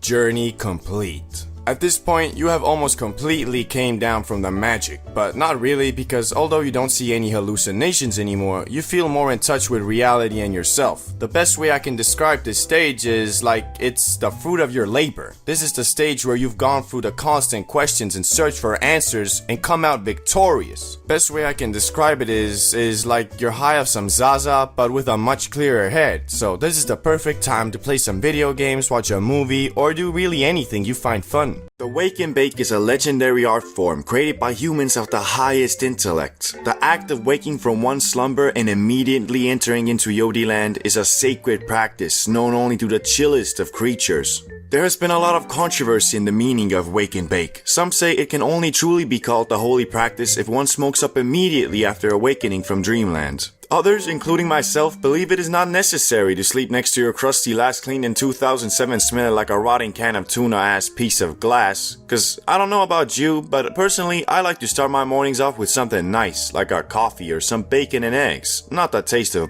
water in my mouth whilst coughing my lungs out. I believe a true connoisseur won't partake in such barbaric activities and will at least put some pants on before smoking that doozy. Now, if you ever participated in the wake and bake, you will know that it hits differently than, let's say, an evening bake, but only if you got the whole day free, cause the Zaza will amplify your excitement for the coming day, or until you eat breakfast and pass out on your bed. Back in summer, I used to bake after the wake quite a bit. It was always really nice to just go outside to the warm sun while smoking that morning pack. And bro, don't get me started on those breakfast munchies. I'm usually the guy to only drink coffee or something for breakfast, but that early morning grass gets me on that Nicocado avocado pack, I swear. Bro, how much are you going to eat? Everything. And after a delightful breakfast like that, how can you be anything but energized? Nah, in reality, after destroying 2,000 calories of Twinkies, you're probably gonna pass out in 20 minutes. But that's why after the first couple times, I created the 3 golden rules of a productive wake and bake. Number 1. Don't have a demonic ritual that involves you sacrificing 15 hot pockets in your stomach. But you just said that the breakfast munchies are nice. Yeah, they are, but you have to treat the massive breakfast kind of like drinking alcohol. So you gotta understand the sacrifice you are making by having that giant breakfast. You are effectively done for the day, as you will most likely fall right back to sleep after, and then when you do wake up from your 3-hour morning nap. So, the plug, a holy being that will always be there for you, especially when you don't need him, and also occasionally when you do. And because I don't live in the fancy America, where all the big vloggers and TikTokers are, I still rely on the plug for my Zaza. But after years of buying from different plugs, I always wondered how much money do these guys actually make and what are the requirements to be successful in the profession? Well, finally, after the introduction of a new, scientifically enhanced type of grass, HHC, I kinda got the answer to these questions, and I'ma be honest with you, it ain't what I expected. As I said before, it all started with the introduction of the so-called new and improved ZA, HHC, and because it was new and regulations had not been set, even in my Stone Age country where an 18-year-old can buy a liter of vodka and drink himself to death, Or just get hammered and get the sudden urge to call out the 6'5" undefeated heavyweight MMA fighter at the club because, well, when he sees red, bodies start dropping. Anyway, since this was legal and I am a law-abiding citizen who wouldn't even dare to jaywalk, I thought to myself, this is the perfect moment to see what being the plug is all about. Furthermore, because most dudes in this country don't know anything about strains, hash, bud, and just take whatever the plug has, I didn't need to worry about people thinking I scammed them. Also, your boy conducted a thorough inspection of this new product using only the most delicate and scientific tools possible. Oh, okay, I hit that shit through a Red Bull canning. It kicked pretty nicely, so I dubbed it Verified Lab. After securing half an ounce of the Verified Lab, which is 14 grams in European tongue, I went to work on finding customers. And obviously the best place to start is on Snapchat. So I took a picture of the Zaza with the caption, 15 bucks per gram, hit me up. Which is a steal, because, well, it sold for 20 a G here. And unfortunately, I only got one sale, cause I guess most of the people who I knew smoke Verified Lab were plugs themselves and knew of the existence of HHC and that it's like 6 bucks a gram. But I was still determined to flip them packs and make them racks, so I hit up the most trustworthy plug I knew who actually had people in his contacts who smoked Verified Lab, but were not in the business of trapping themselves. After a thorough business meeting where we may or may not have smoked the grass ourselves, he conducted that the gas I had was indeed worthy of the title Verified Lab, and offered to buy it all for 12 bucks a gram, which, I mean, I got it for 8.5, so I obviously said yes. At first I thought that was all. I made a nice profit of about 40 bucks and was feeling good. But after about 2 days, I got a message from the plug I conducted business with reading, "Bro, that shit sold out quick. Can you order more? I think I can actually sell this stuff for 25 a G, cause people want the same stuff real bad." Now, I think you are currently pondering two questions. Why didn't he just order more himself? And how the hell did these dudes not know it was HHC? Well, the reason he didn't order more himself is quite simple. He is a full-time OG plug, so dudes does not have a bank account to order stuff. And to answer the second question, I truly don't know. I couldn't really believe it myself, but I guess most stoners really don't give a fuck about news and staying up to date with it. In the words of the great plug himself, these dudes just wanna get as up as possible. They don't know nothing about no THC, HHC, CBD, BBC, NBA, MMA, nothing. Anyway, it all sounds great, right? Everybody loves the Verified Lab and are willing to pay premium for it. Plus, it's all technically legal and I don't even need to sell it myself. Well, it would have been, but there were two problems that made it a bit more sketch. You see, the issue with HHC is that it's a chemically produced product. All it actually is THC with a couple extra hydrogen molecules. And through thorough research, both practical and scientifical, I found out that HHC is very unstable in nature, meaning one patch of the same strain can truly be Verified Lab. But then the next patch made with the exact same ZA and same way could be some whack leftover Reggie. It's because it's very hard to control how well this hydrogen molecule binds to the THC, and not financially worth it to control the potency of each patch. So you could order that shit once and get some damn moon rock, or like the first experience I had with HHC, get some damn oregano. And the second problem was the plug I was conducting business with didn't want that risk all to himself, so I would have to cover the upfront costs of the HHC and then give it to him where he would hopefully flip it for 25 bucks a G, which I would receive 15 bucks a G and him 10. So here I was with quite the pickle of a conundrum. Should I order a whole ounce of HHC, which by buying an ounce you get the best price per gram, but I risk it being whack Reggie? Or should I just order a fourth, therefore lowering the risk of getting whack product, but also lowering the profit margins? And the conclusion I arrived at was the best of both worlds. I ordered half an ounce just like before. After receiving the good, I gave half of it to the trustworthy OG plug and waited for that passive income to roll in. But unfortunately, it was as I feared. The stuff I got this time was still good and solid, but it just wasn't the Verified Loud I received before. So the OG plug was having trouble marketing it it as premium ZA and lowered the price to the industry standard 20 bucks a G. But unfortunately, dudes were catching on as well, and some of them refused to buy the ZA cause they could just order it online. Like, yeah, you can, but wouldn't you rather buy from your friendly neighborhood plug? I guess not, cause after a couple days, the OG plug sent me another message. Yo, this stuff ain't moving like before, and people catching on about the origins. I have half of the stuff left. If you want, I'll buy it out for 10 bucks a G, or just return it to you. Which I hesitantly chose the first option, so I had him just buy it out. Yet, there was still the issue of the 7 Gs or so I had left, which I initially planned on flipping, but was unfortunately unable to, cause mofos knew I got that shit for pennies compared to the asking price. So I did as all plugs would do and dubbed the leftover HHC as my personal stash, and just started blazing my own product, which was kinda stupid in hindsight because a couple weeks after, HHC was illegalized, as we all knew it would be, and became a rarity in the ZA industry. Which mofo started flipping that shit for 30 bucks a G, like goddamn, it ain't even that different from normal ZA. Anyway, by the end of it all, I made a bit under $100 in profit, or in another metric, about 10 Gs of ZA, which I smoked myself. So really the conclusion to my plugging experience was I got free grass, which was a bit underwhelming cause I was hoping to become the local Pablo Escobar, if you know what I mean. Moral of the story is don't get high off your own supply, or at least if you want to be a businessman. Oh, and also don't sell illegal things, cause well, this HHC was legal, so I could have technically flipped it on Facebook Marketplace or something. Ever wonder why some dudes can inhale that freshly cut grass an unholy amount of times with eyes so red you think dude is bleeding internally on some exorcist shit, but when asked,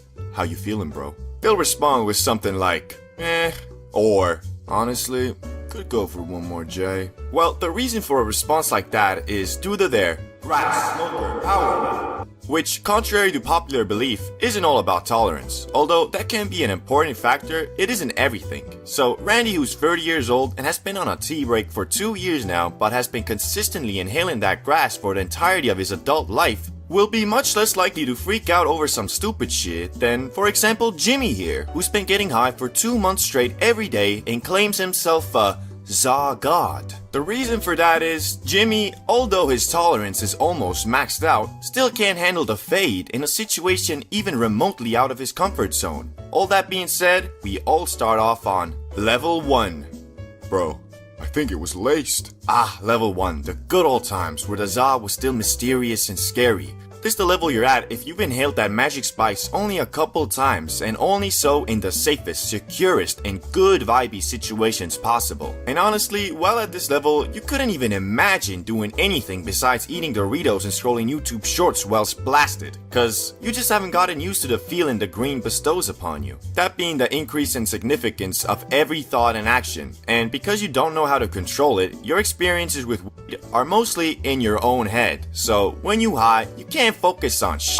Like really, the only thing that seems to catch your attention for more than 10 seconds is that sweet, sweet flavor on those Sour Patch Kids that you never knew could explode in your mouth like that. Now, depending on if you getting blasted solo or with friends will determine your speed of leveling, cause usually if you with friends, you get used to the ZA more quickly because you're socializing. Plus, you know, there's always that one guy in the group that likes to mess with the newbies by getting them as high as possible and then being like, hey guys, let's go to the gas station. Which might seem whatever, but if it's your first time, you might just have a damn panic attack at that 7-Eleven, cause I swear, everybody is looking at you, and the cashier, he's onto you.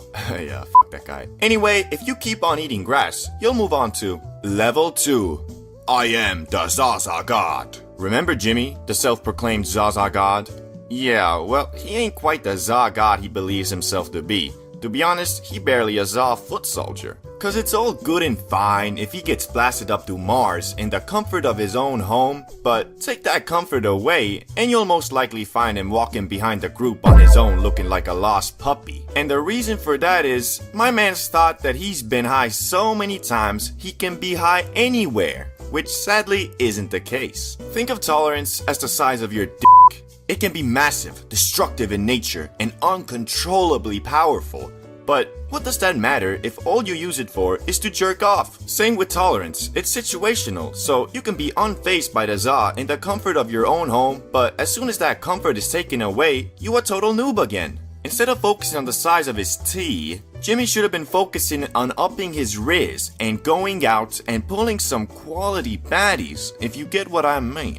I'd say going from this level to the next is one of the biggest steps in between levels, cause to confidently say you a za god, you should be able to keep your cool in most public situations, even if everybody is staring at you and every car with a hint of blue is a FBI agent ready to take you away for good.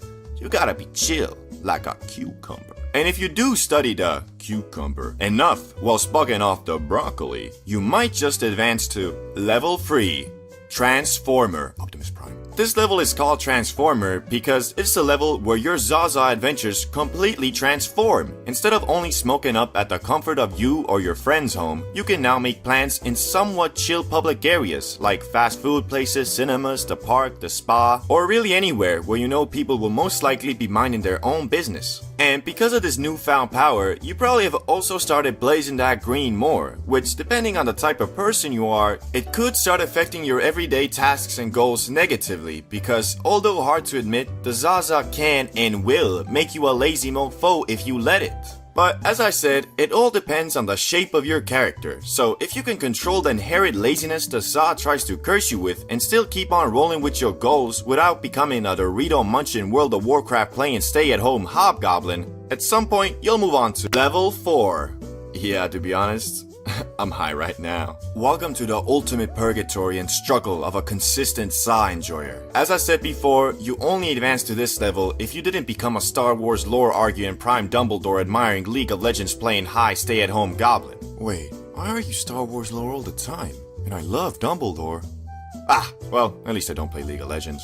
Anyway, as I was saying, it's quite hard to make it to this level, and even harder to stay here, because nowadays, you are so used to doing stuff while blasted, you could theoretically be in that state 24/7. But the problem is, you also know being high 24/7 is expensive, plus, even if you don't notice, I'd say for 95% of people, it makes them less productive as well. So that's why I call it purgatory, because you're constantly pondering the question, should I maybe do a quick hit before doing this? And although I'd love to say I have the answer to that question, I don't. It all depends on you and your situation. So for example, if I had a job interview, I wouldn't do a quick hit. But then again, I know dudes who say the Za makes them less nervous and stressed, plus more talkative. So for those people, I'd have to say, go ahead I guess. But if one day you find a definitive answer to the question, should I maybe do a quick rip before this? You'll move on to the final and most elusive level there is.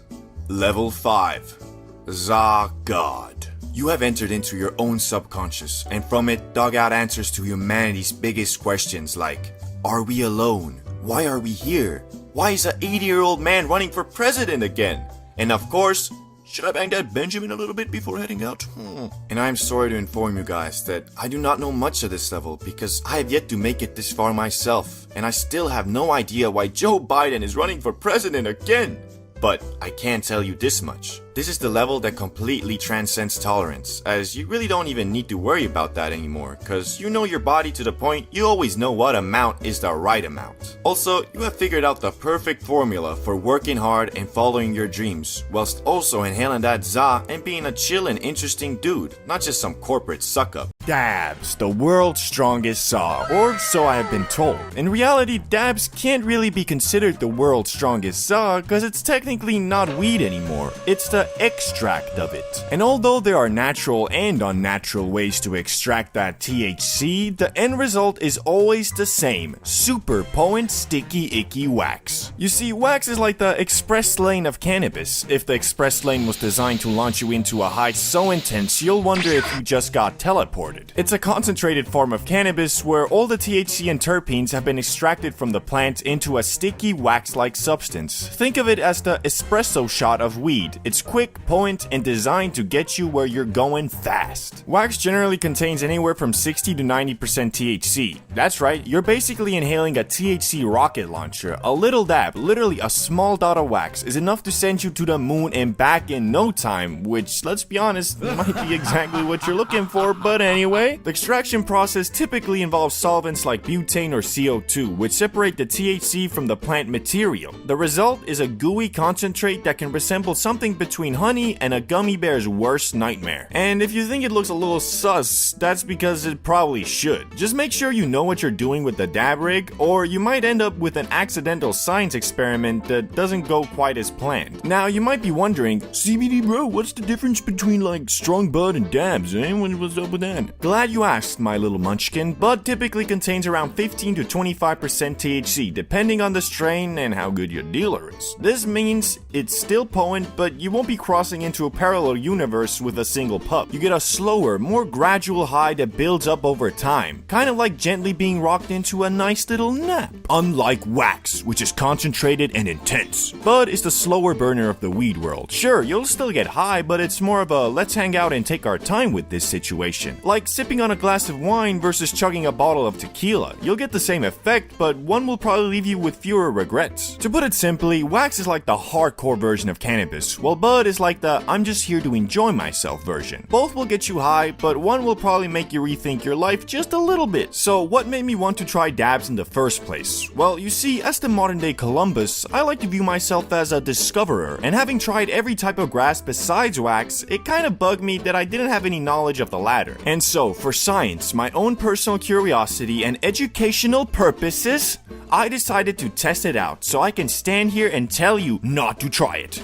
Here is my experience with the dabs. Let me set the scene for you. I have been in Florida smoking up every day on that not CBD Zaza legal nationwide, baby. Don't get high off your own supply, they say. But since the supply was in a warehouse, I thought it didn't apply. Problem was, with 24/7 online access to premium bud, I got my tolerance up to levels I honestly didn't think was possible for me. But Florida is not the place this story takes place. It was just a prologue. After building up a Dracula castle-sized fort of tolerance in my body for 2 months, I flew my badonkadonk to Denver, Colorado, where ZA is legal on the state level. And I don't know if I just got lucky 3 times in a row, or Denver has more dispensaries than grocery stores, but for some reason, every hotel I stayed at had a right outside the door, like it was part of their compound or some shit. Anyway, once I arrived in my first hotel, I had no real plans of going to Dabbington City. In fact, I assumed because Colorado is like the capital of ZA, I could achieve the fate I was chasing by just buying some premium bud. It wasn't until I went to my next hotel when I finally ran out and was in the market for some exotic again. But this time I knew flour wasn't going to be enough. If I was going to end my multi-month US trip with a bang, I needed something that would face my insane tolerance and overcome it. Push me back into Yodi land one last time. So I went to this and explained my situation to the clerk. Hello sir, what can I get for you today? Yeah, so I'm looking for something strong. Well, in that case, I guess I recommend edibles, maybe some moon rock or dabs. What do you like? I've never done dabs before, but I have heard that they're very potent, so I guess I'll go with them. Fabulous choice, sir. I have 3 types here. The cheap stuff, the good stuff, and the insane stuff. It was at this moment that I sealed my fate. My overconfidence consumed me, and I answered, "Give me that insane shit, bruh." 92% THC is the wax I received, and to all you ZA experts who are already typing, "THC% doesn't mean anything. Has this guy ever even smoked before? LOL. I live in my basement alone, and all I smoke is that exotic." Nah, for real, bro. Last video, some dude said what matters most is the plant's DNA and its heritage. Like your average smoker is gonna walk into this on some, excuse me, could you tell me about the DNA compensation of this ZA? Yeah, I don't know, bro. It says OG. Of course I see that, but tell me about the history of this particular plant. Were its ancestors also original gangster? Look, man, I get $14 an hour here. I don't freaking know. I've smoked it before. It's pretty good. Anyway, now that I got my premium dabs, I needed a way to smoke it. But because I knew doing dabs is not as easy as just, say, ripping a BONG, I decided to do a bit of research before buying any equipment. So I went to the closest Starbucks, sat down, and... This is what you're gonna need. A cap, a nail, terp spinner, which is optional, a rig, Q-tips, torch, a timer, dab tool, and a set of lungs. Well, that's ridiculous. I knew it wasn't simple, but What the fuck is the main thought that went through my brain. I had no idea you needed a whole damn chemistry kit to take a dab. But I had already committed. I mean, that premium wax wasn't cheap, and I was determined to finish what I had started. So I went to the closest smoke shop like, "Hello there, can I help you with anything?" Yeah, so, I need a cap, a nail, a spinner, a rig, Q-tips, alcohol, a torch, a timer, and finally, a dactyl. Do you have all of that? Yeah, I'm pretty sure I can find all that stuff around here somewhere, but you could just buy this electronic pen. Probably be a bit easier. Oh, well, sure, but does it include, a cap, a nail, a terp? No, but, like, you can do a dab with it. Oh, fantastic. I'll take. As it turns out, all you really need to take a dab is a e-pen, but I'm sure I'll be lectured in the comments about how that's not the same and how I've never even been high before. Anyway, I was now almost ready to enter into Dabbington City. But it was not gonna be easy, as I was staying at a no-smoke hotel. So I grabbed all my stuff, walked like 10 feet from the hotel, loaded my dab, and... Oh, it's not on. So I put it on the high setting, waited a couple seconds, and prepared to smack it again.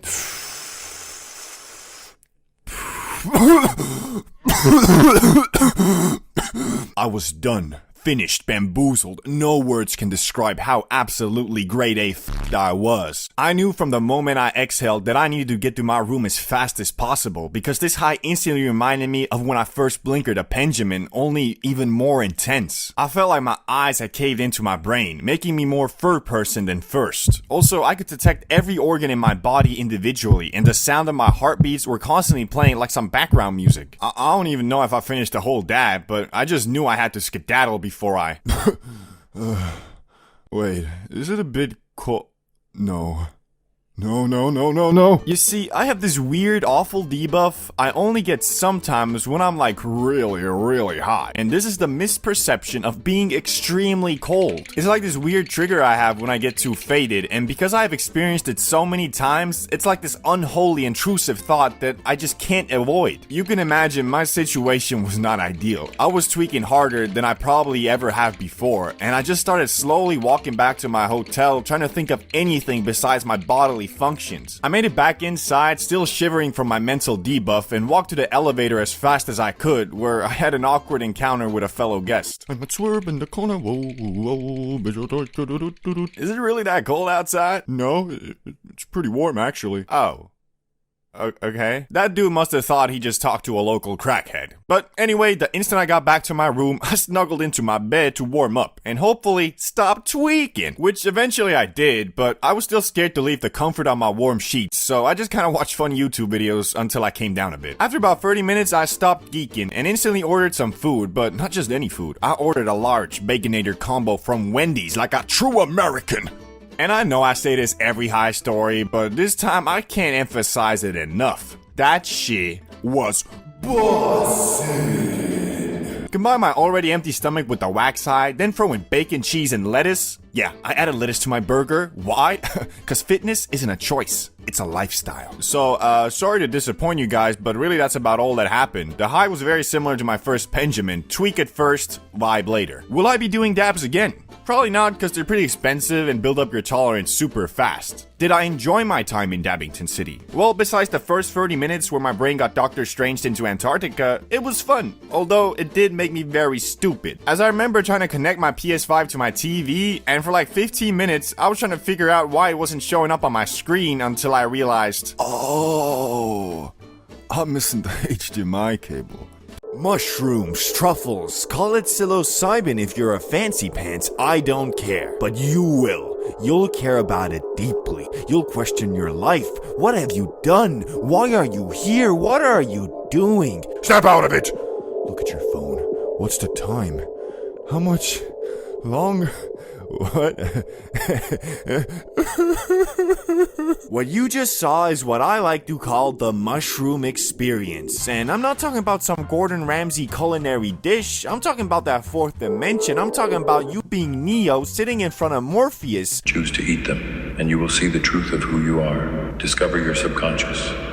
Question things that you've just assumed were true. And if you navigate this path successfully, you'll emerge as... But, well, what Morpheus won't tell you is that if you don't accept the path of the fungus and fight your subconscious instead, you will not, and I repeat, not have a good time. In fact, I think it's safe to say you shouldn't ever tell anyone to eat mushrooms. It never works out. Either they just don't do it, or they feel like they gotta try it and end up just fighting demons for 3 hours, gaining nothing from the experience except more fear. That being said, for education, science, and the furtherment of mankind, I will be sharing my story to educate the public about the dangers of the unknown. So by continuing with this video, you acknowledge that you are strictly watching this for educational and entertainment reasons and will never recreate anything in the video. Please? Was that enough? We'll see, boy. Enter my friend Ricky. Me and him were chilling at his place when we got to talking. You see, I had previously just consumed some interdimensional fungus a couple weeks back and was kind of raving about how eye-opening it was. You know, the basic hippie shit. But Ricky was not buying it, which in my eyes made me feel like I gotta prove him wrong. Now, I think he was such an unbeliever because he's your typical Eastern European blue-collar, work hard, get hammered on the weekend type of dude. Not that there's anything wrong with that, just I wish I would have realized if your favorite thing to do is forget about all your worries and problems by getting drunk every weekend, then mushrooms probably won't be something you'll vibe with, especially if you low-key don't even want to do them. But regardless, I was all like, Ricky, my man, my main man, my brother from another mother. Okay, I get it. What do you want? What I want is for you to want to eat some mushrooms with me tonight.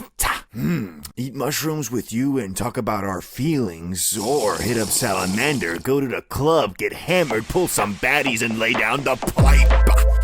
Tough choice. Well, let me translate that for you. Eat mushrooms, chill out, have fun, free of charge. Or hit up Salamander, spend over $100 on drinks and club entrance fees in hopes of pulling a baddie. With, well, so far your track record being 1 of 15, with the singular success being that fat bitch. Okay, you made your point. Let's eat the stupid mushrooms. I probably won't feel them anyway. I had convinced my good old friend Ricky, or at least old friend, maybe not so good. Anyway, he was down to enter the land of mushrooms, and I was down with the plug who had some fungus on the low-low. Although I had promoted this event as free of charge, my financial situation disagreed. So I slowly leaned closer to Ricky and said, If you borrow $20 to the mall. With the funding for our mushroom experience now secured, I hit up Jimmy the Plug God with... And now we play the waiting game.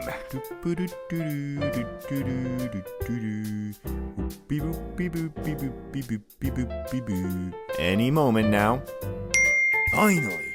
Yeah, 10G will run you about $100. Ricky, Richard, Rick Dog. You think you can spare an extra $30 for the homie? Fine. With further funding secured from our amazing sponsor, Rick Dog LLC, we ventured into our automobile to go and secure some Chungus fungus. And while we were driving there, I was all like, you know what I want to experience ego death? You get rich and pull hella hoes forever, right? That's stupid, but enlighten me, I guess. Okay, so hear me out. Why do individuals eschew the pursuit of their aspirations and the undertaking of risks, particularly when they are not constrained by socio-economic disadvantages? The answer lies in the nature of the ego, which harbors a fear of failure. This fear arises from a deep-seated concern that we may not be as intelligent or as capable as we believe ourselves to be. Consequently, the ego compels us to remain within the confines of our comfort zone, a realm in which we can entertain limitless potential without ever actualizing it. Damn, you really want to eat those shrooms, don't you?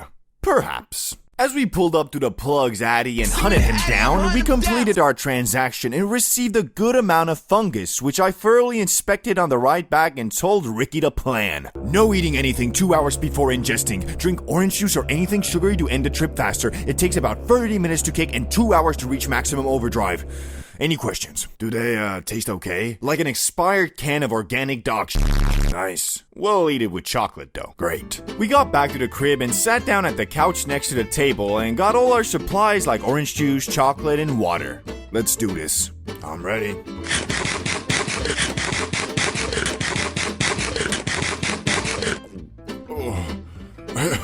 I can still feel the taste.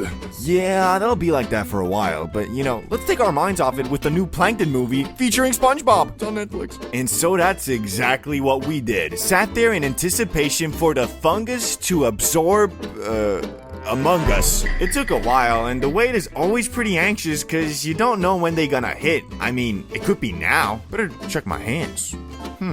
No weirdness or fuzziness?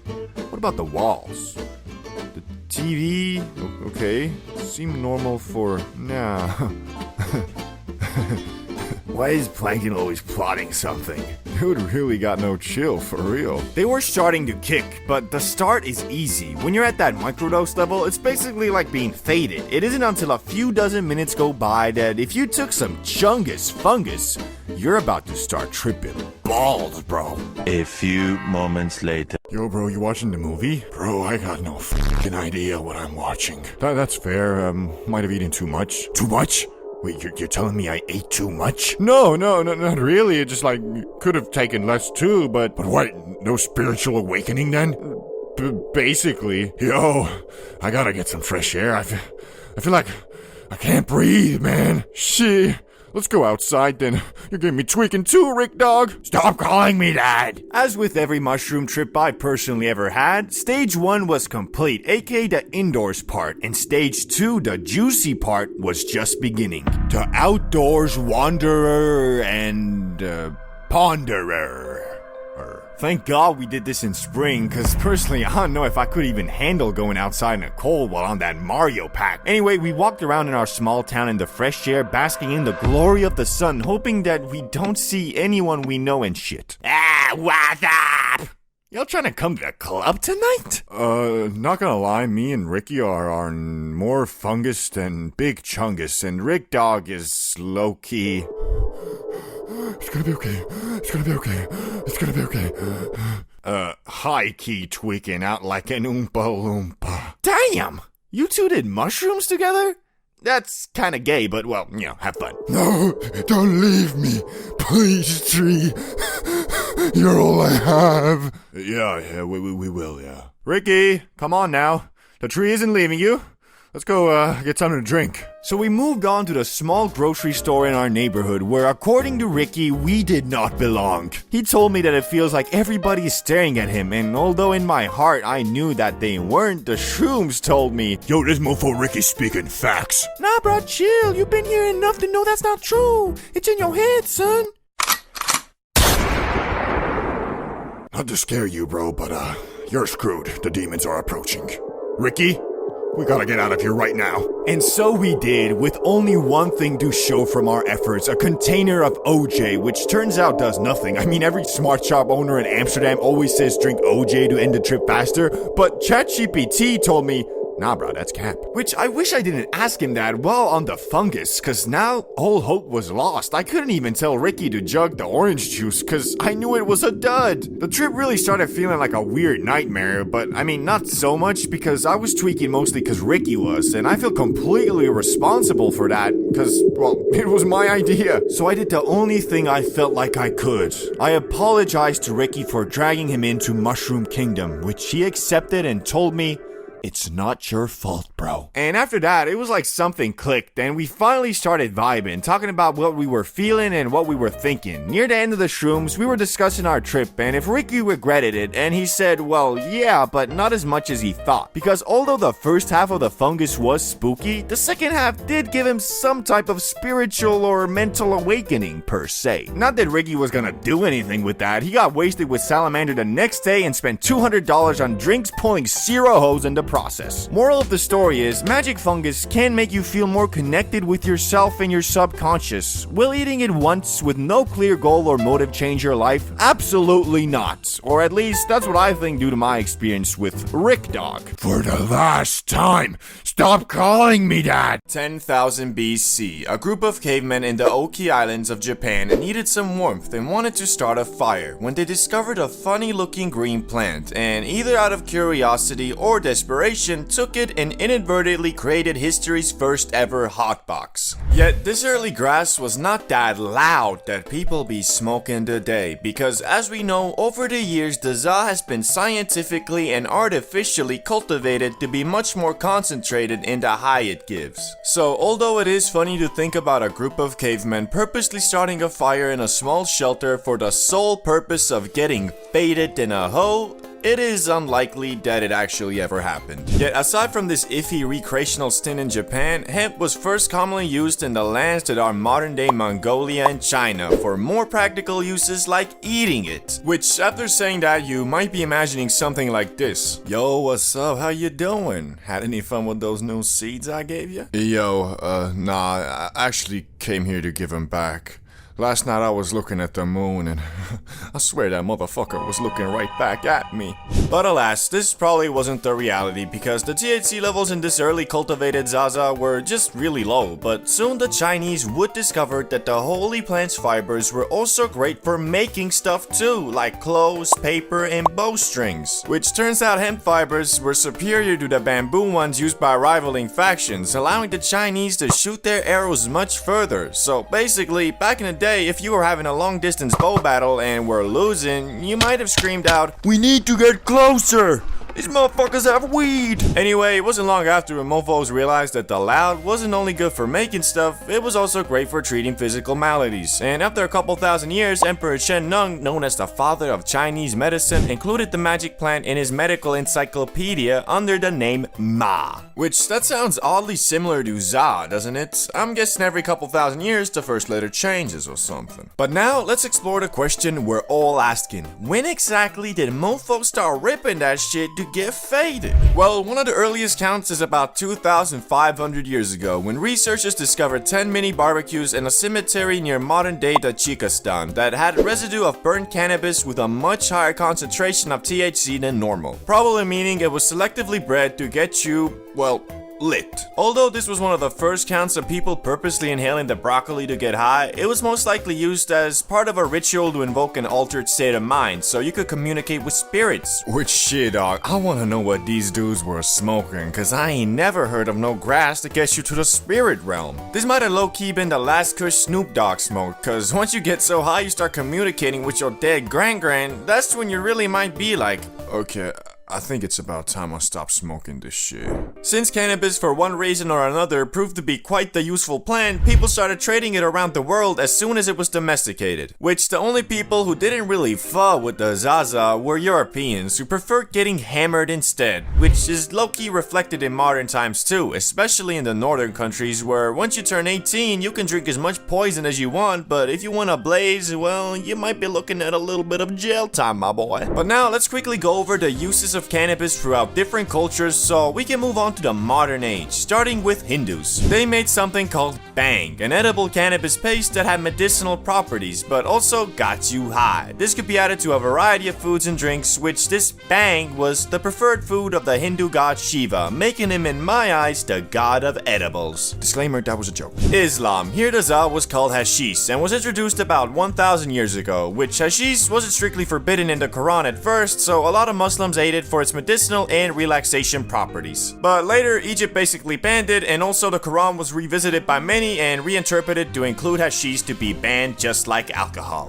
The Vikings. These dudes basically used the za to make rope, sailcloth, and other things, but also for its medicinal properties, mostly to relieve pain, and to date, there's no hard evidence that they consumed it for its recreational use, but, you know, maybe they should have, because they were quite the horrendous savages and murderers, so it might have made them think a little bit about peace and love. But what about America, England, and the actual global world powers? How did they react to weed? Well, again, like the Chinese, Europeans and Americans at first prominently used the magic green plant in the 16th to 18th century for more practical things like making sailcloth and rope, which the plant itself grew much larger in the New World soil, and combined with the practicality of it, everything started being hemp-derived. Clothes, paper, well, basically anything that required fibers. But the question still remains, when did mofos start smoking that shit to get blasted on the regular? Cause although at some point you, your neighbor, your grandma, your boss, and even George Washington were out here growing weed, wasn't nobody out here rolling them up. Well, until the arrival of Mexicans. The loud version of them first arrived in Brazil in the early 1500s by way of enslaved Africans traveling with the Portuguese. And the native South Americans, who are already consuming some other psychoactive substances, quickly started blazing the Zaza too, and its use soon spread across South America and into Mexico, from which in the 1910s is when the loud first spread into the US via Mexican immigrants escaping the effects of the Mexican Revolution. And almost immediately the good was viewed as a threat, and by 1931, 29 states had banned its use. Although it wasn't really the Zaza that the US didn't fall with, it was unfortunately mostly just racism against Mexican Americans and black citizens of the South, which both these groups were enjoyers of the Zaza to some regard, so it became a scapegoat for racial bias in the US, and they blamed it for everything from petty crimes all the way to murder. And in 1937, the US completely banned all non-medical use of weed, which all of this kind of explains why the mostly peaceful plant has been thrown in the same Schedule 1 category with full-on life-destroying substances like heroin and cocaine.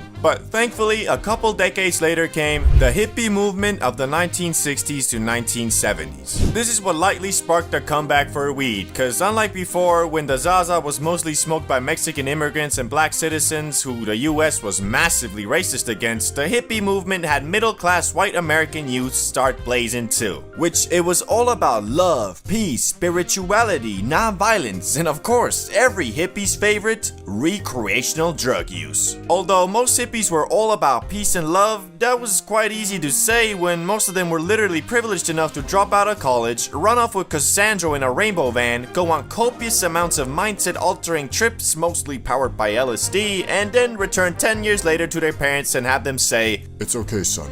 I was young and stupid once too." Anyway, although the grass was still federally illegal, this didn't really do much, cause in 1976, 1 in 8 Americans over the age of 12 admitted to smoking it in the past 30 days. Hippies though were especially interested in cannabis, so much so they went on something called the Hippie Trail, which was basically an excursion by the youths of the world to go over to the Middle East and India, all while riding in magic buses and discovering new ways to get absolutely blasted, such as smoking the concentrated Zaza resin known as hash. But acquiring the Zaza would soon get much harder, because you see, most of it came from Mexico, so in 1969 the US started patrolling the border, and in 1975 they got even more aggressive and started spraying herbicide on Mexican wheat plants. And so good old supply and demand made grass prices skyrocket, which a lot of people started then growing the plant themselves in mini greenhouses, closets, bathtubs, storage units, basements, wherever they could. But then in 1982, Mr. Smarty Pants Ronald Reagan took it even a step further by encouraging the streamlined arrest of anyone in possession of an illegal substance, which was really dumb because most of the focus was on pot, all while crack, meth, and heroin were all still being transported and consumed on a regular basis. Even worse, this enforcement seemed to be racially motivated because despite plenty of traffickers and consumers being white, the majority of arrests were Latino and black youths, all while this bizarre over-focus on cannabis allowed the growing opioid epidemic to go unchecked. But thankfully, the US is slowly learning from their mistakes, where today 24 states have legalized the recreational use of marijuana. On top of that, the increased level of research on it has also found multiple medical use cases and can be prescribed to you by special doctors if seen fit. And although the Zaza is still federally illegal and a Schedule 1 drug, the overall perception of it has changed for the better, including in December 2022 when President Biden signed a bill to make it easier for researchers to obtain plants for their studies, which will hopefully accelerate the learning of positive and negative side effects of consuming the Za even further. But all that aside, the overall vibe towards the loud has gotten a lot more accepting, and these days more and more people view the smoking of the grass not as you being a junkie, but the same way as having a couple beers with the homies on a Friday night and watching some WWE. The first high, a core memory, and whether you enjoyed it or not doesn't really matter, cause for 95% of people, their first time literally shapes their entire opinion on the grass. Almost everybody who isn't age 50 or over and says, "Weed is the work of the devil, and should be more illegal than even meth." Well, actually it is. The Za is Schedule 1 and meth is Schedule 2, so... Yeah, that's right. That's why I love America. Greatest damn country in the world. USA, USA, USA. Anyway, what I was saying was that most people who tweak their first time are put off by it for a while and shape into za haters, and people who have fun their first time, believe it or not, don't all become mindless junkies who eat Little Caesars and watch SpongeBob all day. Rather, when asked their opinion on weed, they'll probably just say, "My stomach turned into an endless void with an unquenchable hunger for anything edible, which was followed by a sleepiness so uncontrollable I passed out halfway into my 25th Twinkie." It was pretty fun. So obviously me, CBD bro, who runs an entire YouTube channel dedicated to the green plant, must have had the latter experience, right? Well, not really. As you see, when I was but a wee lad, uncontaminated by the forbidden fruits of the world like alcohol, nicotine, and yes, weed, always believed that alcohol makes you homeless, nicotine makes you a little bitch, and weed makes you lazy. Thinking that, I didn't want to waste not just my first high, but my very first time feeling anything besides normal on eating Doritos and watching Family Guy. Which, after turning 17, I decided it was about time I lost my substance virginity and planned to do so on Christmas dinner, where I was gonna let El Marijuana put its big, fat, thick, juicy, delicately rolled J in my mouth, but only after I had eaten, as I believed if my tummy was full, I wouldn't get the munchies and could instead contemplate the meaning of life my time high. And thankfully, I had an older brother who was more than willing to give me a puff or two from his Christmas dinner J for $4, the fucking cheapskate. So we went upstairs and started puffing, which Rezex was instantly bamboozled from the magic grass. Nice, it's not a dud. Now it's my turn. I grabbed the J and puffed until I could puff no more. And the result was, I didn't feel a damn thing. Still had to pay the $4 though. Fucking bullshit. Anyway, as we went through the day, I got increasingly more jealous of my brother, who by his words was fried AF. I was beginning to think maybe I'm immune to getting high, which after telling my brother this theory, he concluded that I'm stupid and just didn't inhale the za in my lungs, and so generously told me to follow him upstairs, where he gave me a couple more puffs for an extra $4, the damn venture capitalist. As I was smoking away, keeping in mind to inhale it all the way down to my lungs, I still wasn't feeling anything, and my hopes of getting fried AF were beginning to look more like a distant dream. When I finished puffing, I sat down at the computer to look at some of those watch while high videos, and my brother asked me, "So, you feel anything now?" No, I don't. What's this weird I'm not sure. I don't know, seems to me you're fried like some Kentucky chicken, boy.